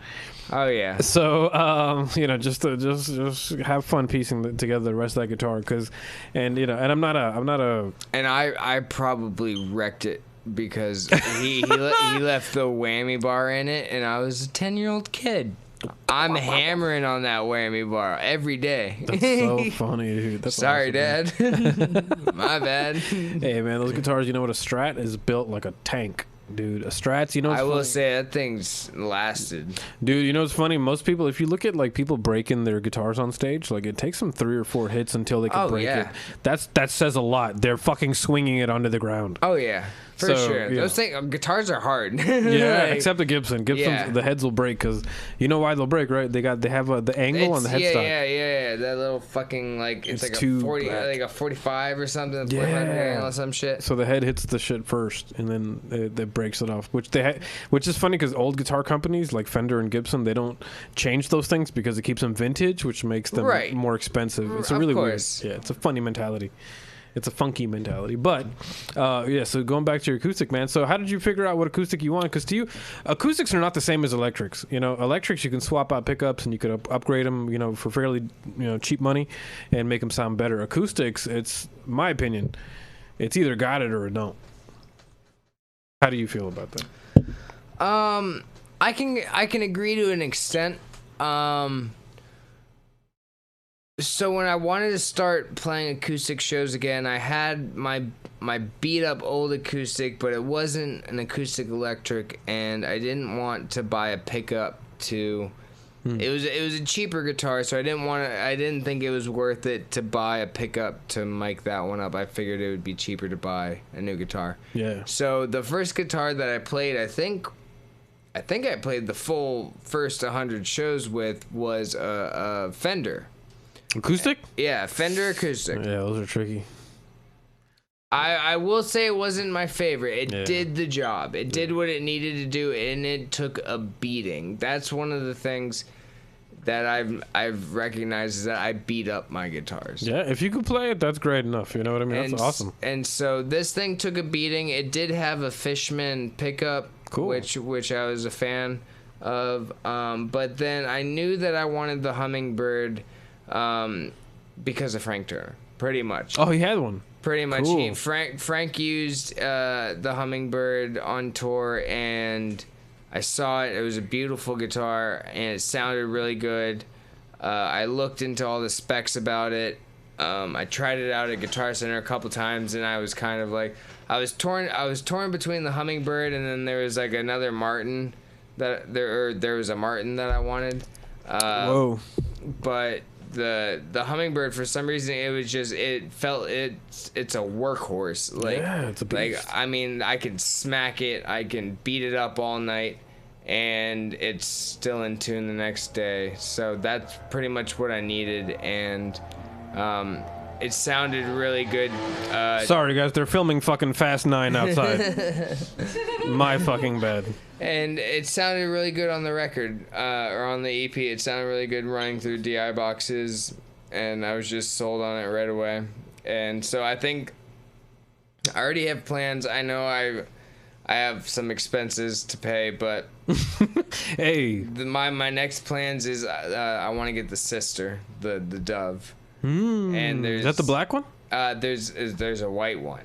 Oh, a white one. I've not seen. It's a white one with a black trim, and like it's the same pick guard as the Hummingbird with just a dove instead. Good Oh, Lord. it's gorgeous. So that's my wet dream right now. But I know you love your Hummingbirds. Like the Epiphones, the Gibsons. They are amazing.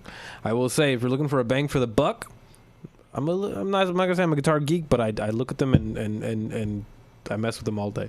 I love them. And I will say Ibanez makes some really good budget acoustics that just sound great, man. They have these ones that are called, I think they're called like art wood or aged wood or something like that. You'll see them if you go to the music store. They always have a green sticker on them that always says like something about them being dried out for a long time, so they're like solid. And I think it's like an all mahogany body. God, those things, the necks are so nice and thin, like a Taylor. And the sound is so nice and full, dude. And it's like $250, dude. Brand new, and I've seen them used for like $100 and $150. Like they're just such a good deal for the price. And they sound great. I have a great Ibanez story that I don't think I've told on any public platform. So in high school, I was sent from one school to another, and I had to go to Atlantic High School in Delray. Okay. And I was put in band class, and I was like, great, I can learn some music theory. Sweet. I don't really even know if I should tell this story. And so let's say it's about somebody else. Yeah. So my friend Craig, from Craigslist. So I was put into band class, and they were like, "What do you play?" And I'm like, "I play guitar." And they're like, "Great, here's a fucking tuba." I'm like, I don't play. Never heard of it. So I don't play the tuba, man. Yeah. And so I didn't go to class for the entire 9 weeks. Whoa, sweet. And then 9 weeks. I know. And then I went back, like my mom found out, and she was pissed. She's like, "You need to go at least one day." And play I was that like, tuba. I was like, "Yes, Mom." And so I went in, and we had a substitute teacher, and I was like, "Bet, this is perfect. Dude doesn't know me." Yes. Class ends, everyone leaves, and I look in the corner, and there's this dusty old, like it looked... In my defense, it looked like it'd been sitting there for years. Ouch. There was this dusty old Ibanez Destroyer. Oh, what an epic guitar. What is that guitar doing there? And it was sitting there. That's like a metal guitar, dude. Yeah, it was sitting there dusty. Like the strings were rotting off. Like it was bad. And so I saw it, and I was like... I'm gonna take that home and restring it. Whoa. And did you? I picked it up. I walked out of the classroom with it. I waited till everybody left. I walked out of the classroom with it, and then walking home, I was walking through the courtyard of Atlantic High School, and the principal comes up, and she looks at me, and she goes, "That's a beautiful guitar. Are you playing in the band?" Yes. Yes, ma'am, I am. And she was like, "Well, have a very good day." I was like, "Thank you, ma'am, you too." Dude. And I walked home with it. I restrung it. That guitar is sitting in my house today. You know, I've been. Do you know that I've been looking at a guitar that is an Ibanez Destroyer lately, and it's $1,000? That's wild. That I can't believe. Like, and the thing is, like, if they had, like, I was expecting them to call my mom. Whoa. I was expecting the phone call, like, "Hey, have your kid bring this guitar back." In. Never happened. And like, I don't know if there's like statutes of limitations and stuff when it comes to stealing a guitar, but I mean, That was long. Yeah. even if y'all come after me for it now, I got y'all. Yeah. So good luck finding Craig. Yeah, right? Yeah, find Craig. Find Craig, dude, of Craigslist. Email him. But dude, Ibanez Destroyers. Yeah. So you got a good piece of gear on your hands. So hold on to that bad boy. Yeah, I learned my lesson, by the way. I don't steal anymore. I don't steal things. Yeah, that's awesome, dude. That's good. You know, some people don't learn. Yeah. And those people go away for a long time. Well, yeah, the people who learn are the ones who learn by the hard way, by getting caught. Is that how you learn? I did learn that way, well, yes. so, yeah, but there's truth So behind don't that. fucking steal things, people. Don't steal shit, man. But shout out to your Ibanez Destroyer. I mean, hey, that thing's, yeah. That's a great guitar. That's a great guitar, man. And you know, as far as acoustics go, you know, I bought that Ibanez acoustic. I love that is my child acoustic. I got it for $150. That's like my acoustic price. That's like my secret 150. secret price. Yeah, I find the best acoustics for that same price all the time. It's because acoustic guitars are different, man. You know what the problem is about acoustic guitars? A lot of people want to start learning how to play guitar, right? So they think, all right, I'm going to buy an acoustic. Guess what? They buy an acoustic and they don't get it set up. Right. And when you do not get your acoustic set up, guess what? It plays like shit. And you're going to have a really hard time trying to play chords or doing anything. And you're going to think that playing guitar is for bodybuilders who have the strongest fingers and hands. Yeah, you got like a shitty action and all that. Yep, and then guess what? Those people go up and they sell their guitar, they sell their Hummingbird for $150. And that's when I buy it. Yeah, I'm so annoyed I didn't do that.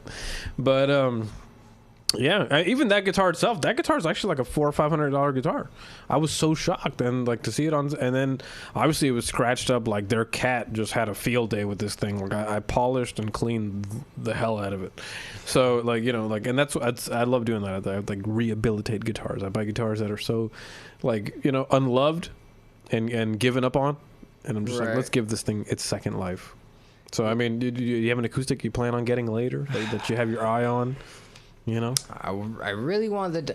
Well, so on the you brought your tone wood. On the tour, we stopped by the Hard Rock in Tampa. It was the last night of the tour, and me and Sarah were like, "Let's fucking celebrate." Hell yeah! So we went to the casino and we went to the Hard Rock, and they had his golden piano. Oh, you posted this. They had his like J200, but then they had his Dove. Oh man! Which it wasn't the white one. It looked kind of similar to my Hummingbird, but I mean it was fucking Elvis's. Dude. Yeah, no, and it was just kind of like I saw the Dove and I was like, I think that's got to be the next one I'm getting is the Dove. Oh man! And the inlays on the neck look so good. They have like those like, is it the trapezoid ones or something? Yep. Oh man, they look so good, dude. I know. I love that guitar. Such a beautiful guitar, and then it just sounds. When you hear the sound, you're like, oh, that's that sound from all those songs. Exactly. Well, and the cool thing is the Dove automatically comes with the Fishman pickup. Oh, sweet, dude. So it doesn't come with like whatever it's not a Sennheiser, but it's some sort of. Some sort of generic borderline pickup system. Man, I'm telling you, dude. I love acoustic guitars, man. There's a joy to playing them that you don't get from the electric guitar. And the electric guitar gives you something else. Yeah, but totally. The acoustic guitar gives you something special. You know, it is the guitar stripped down when you were playing off time. or a note, or your finger is hitting a string and Right. a note is dead, you will hear it. It is a very honest instrument. Well, and that's like, I think it was Metallica who said when they were recording like Nothing Else Matters and stuff, that. Damn, my girlfriend is like in pain in the corner. Good Lord, I looked at her face, dude. What the fuck? What happened? Bye. Oh my God. Lay down. I Sorry. think it was like Metallica. Or someone who said that when they were recording like Nothing Else Matters, playing the acoustic guitar is like it reveals every mistake that you make. When you play. It's you can't hide it. If you fuck up, people hear it. I agree, man. And that's kind of part of the beauty of it, in my opinion. And the beauty of your music, man, is the fact that you have that acoustic guitar, which is that same thing we were talking about a second ago, that you focus, like your brain focuses on this instrument.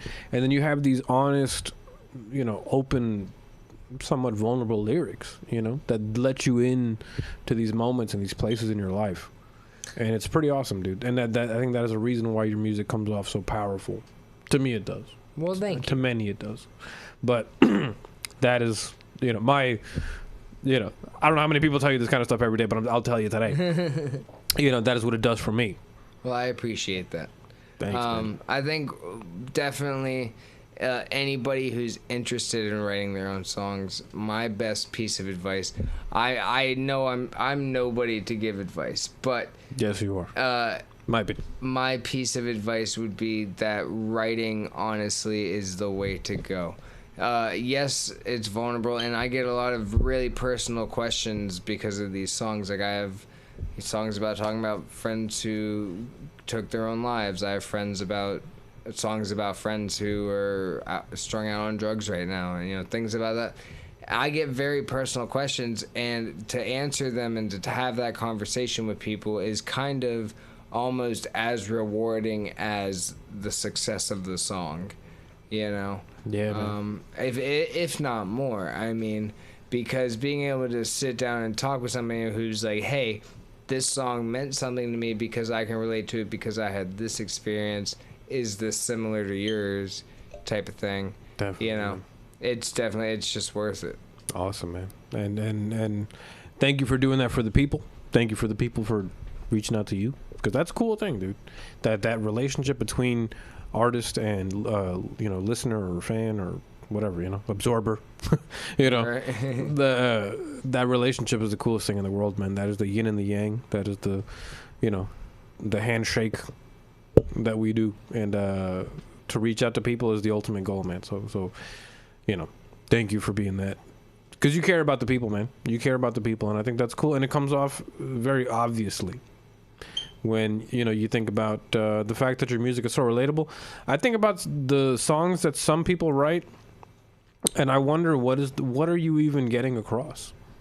What are you communicating? What is it giving back to you? Right. What is it all for? And I'm very much a man of the journey, not the destination. I think the journey is super important compared to the destination. The destination is important too, but make sure you enjoy your way there. Right. Yeah, absolutely. I mean, it could all be over tomorrow, man. It's so true, dude. It could all be over tomorrow. Like, I didn't really want to say anything about this on this interview, but so like I remember on I think it was probably the second day of the tour, I was sitting in a bathroom at our campsite, and we got the news about Kobe. Oh shit.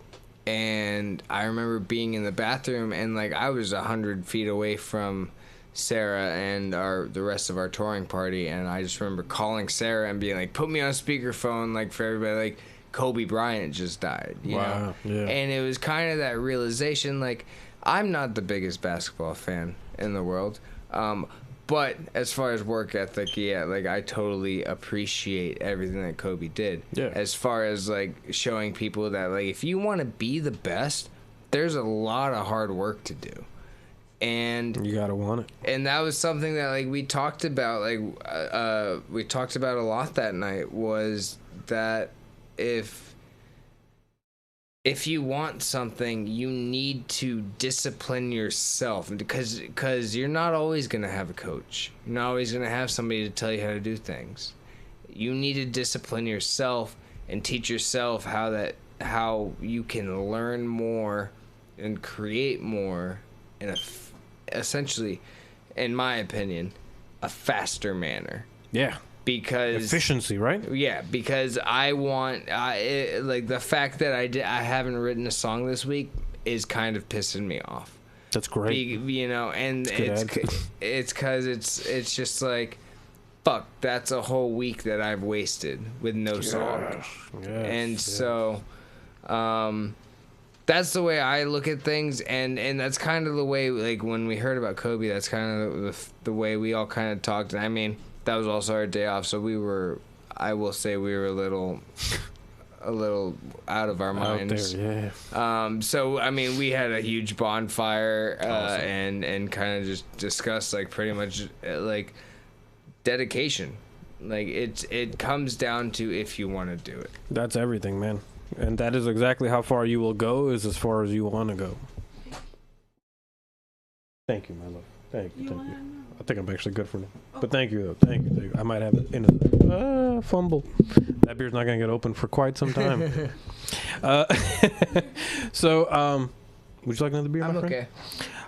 So I picked the first song of the evening. Let's go ahead and pick the next song. And it's whatever you would like from the Chubby EP or whatever you got up on Spotify. Anything you like. Let's see. Oh, and shout out to Miliani in the chat who said, this is the best podcast show. We appreciate you. You are the best podcast listener ever.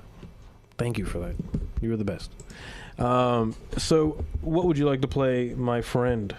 Let's go with Have My Back, because I do have a quick story before that one as well. Absolutely. Have My Back is a song for my friend Dew Parks. Shout out Dew Parks. It was just his birthday. Oh, happy birthday to Dew Parks. Happy birthday, bro. When I was going through this transitional period of leaving the job that I was working at the ice rink, I did have a night where I became the asshole. I drank too much and I wanted to get in a bar fight. Ouch. And I think this is the first time I've admitted that on film as well. I wanted to get in the bar fight. I kind of wanted to start it. And I did. Got in a bar fight, and Dew Parks had my back, even though I was being an idiot. And we've talked about it in extensive conversation, and decided we won't be doing that anymore. But good idea. At the time, it was kind of fucking funny, because, like, we got in this bar fight, and it ended up being a pileup, and this officer shot, like, a taser and pretty much tased Quan. Whoa. Dew Parks. And so that kind of became holy shit, a talking point. That's a moment. And like, I remember, like, they took us to gun club just because, like, the guy there were barely any punches thrown. All right, everybody involved was hammered and missing. Okay? Nobody was a skilled fighter here. And the guy the guy wanted to press charges, so Quan and I ended up going to jail that night. But I mean, he had my back, and that's and we got a good song out of it too. So yeah, cheers to that. Ride or die. That's an awesome story, man. Thank you for, I know I thanked you earlier, but thank you again for sharing these moments behind these songs, because to me that means a lot. To know.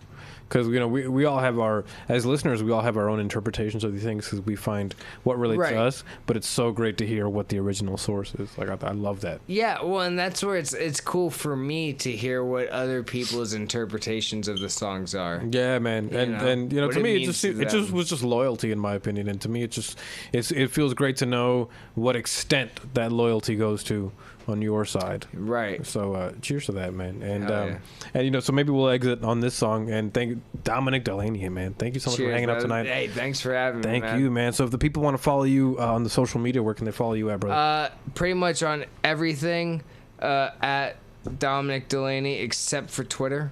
Twitter is Delaney Dominic.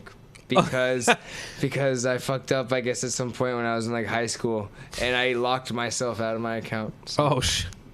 Well, that's easy to remember though. Twitter, just reverse it. Yeah, just reverse it. Everything else: Instagram, YouTube, Facebook. You can Venmo me. I don't know. Yeah, Venmo him, dude. What? Give me your money. I don't know. Venmo him, Cash App him. We'll get that. We'll talk more about that Patreon that's probably coming soon. Yeah, right. We'll work on that. Yeah, man. I think that'd be cool, man. Tour fund. Hey, there we go. I'm telling you, man. And you know what? Like I said, you love these vlogs, man. If you work out a situation with the people to, you give them a vlog once a week, they get to know what goes on in your life, and then that's what they get to pay for that content. That's pretty fucking awesome. Anyway, so follow Dominic DeLaney, guys. So let's go ahead and get into Have My Back. Hell yeah. By Dominic DeLaney. And in the meantime, folks, we will exit on the song. So in the meantime, love, peace, chicken grease. Oh, sorry. Actually, I got to plug myself. If you guys want to follow me, it's at Alzar Chand. If you guys want to follow the show, it's at Shut Up Let's Talk all over the interweb, the webosphere, the globus, whatever. That's not even English. If you guys want, it's not any language. If you guys want to, no, love. In the meantime, folks, love, peace, chicken grease. Look both ways before you cross the street. Alcohol definitely works, guys. Later, folks. Have My Back, Dominic DeLaney. Hell yeah. Woo!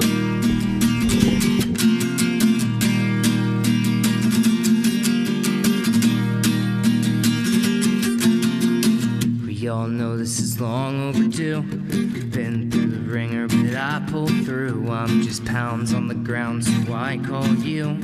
Head out on the town for a fight or two. Now I'm trying hard not to think. I can see the signs rolling in. And if I have too much to drink, will you have my back again?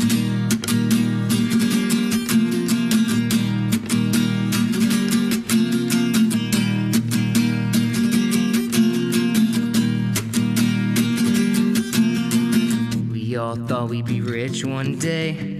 Back in the halls of Alpha Bay, we were right all along. Living is easy for one more song. With time now, that was ages ago. I'm working this machine to 1,000 shows. Now I write, we were right all along.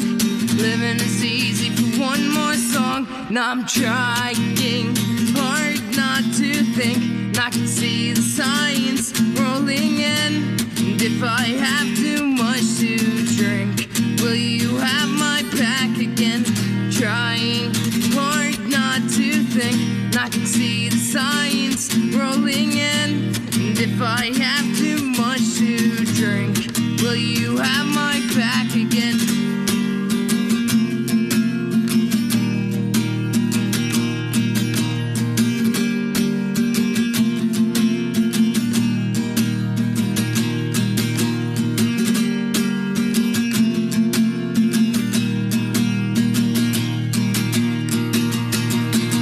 Trying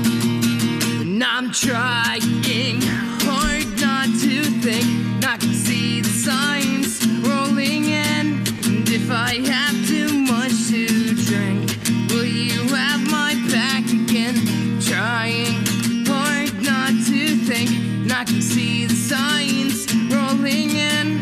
And if I have too much to drink, will you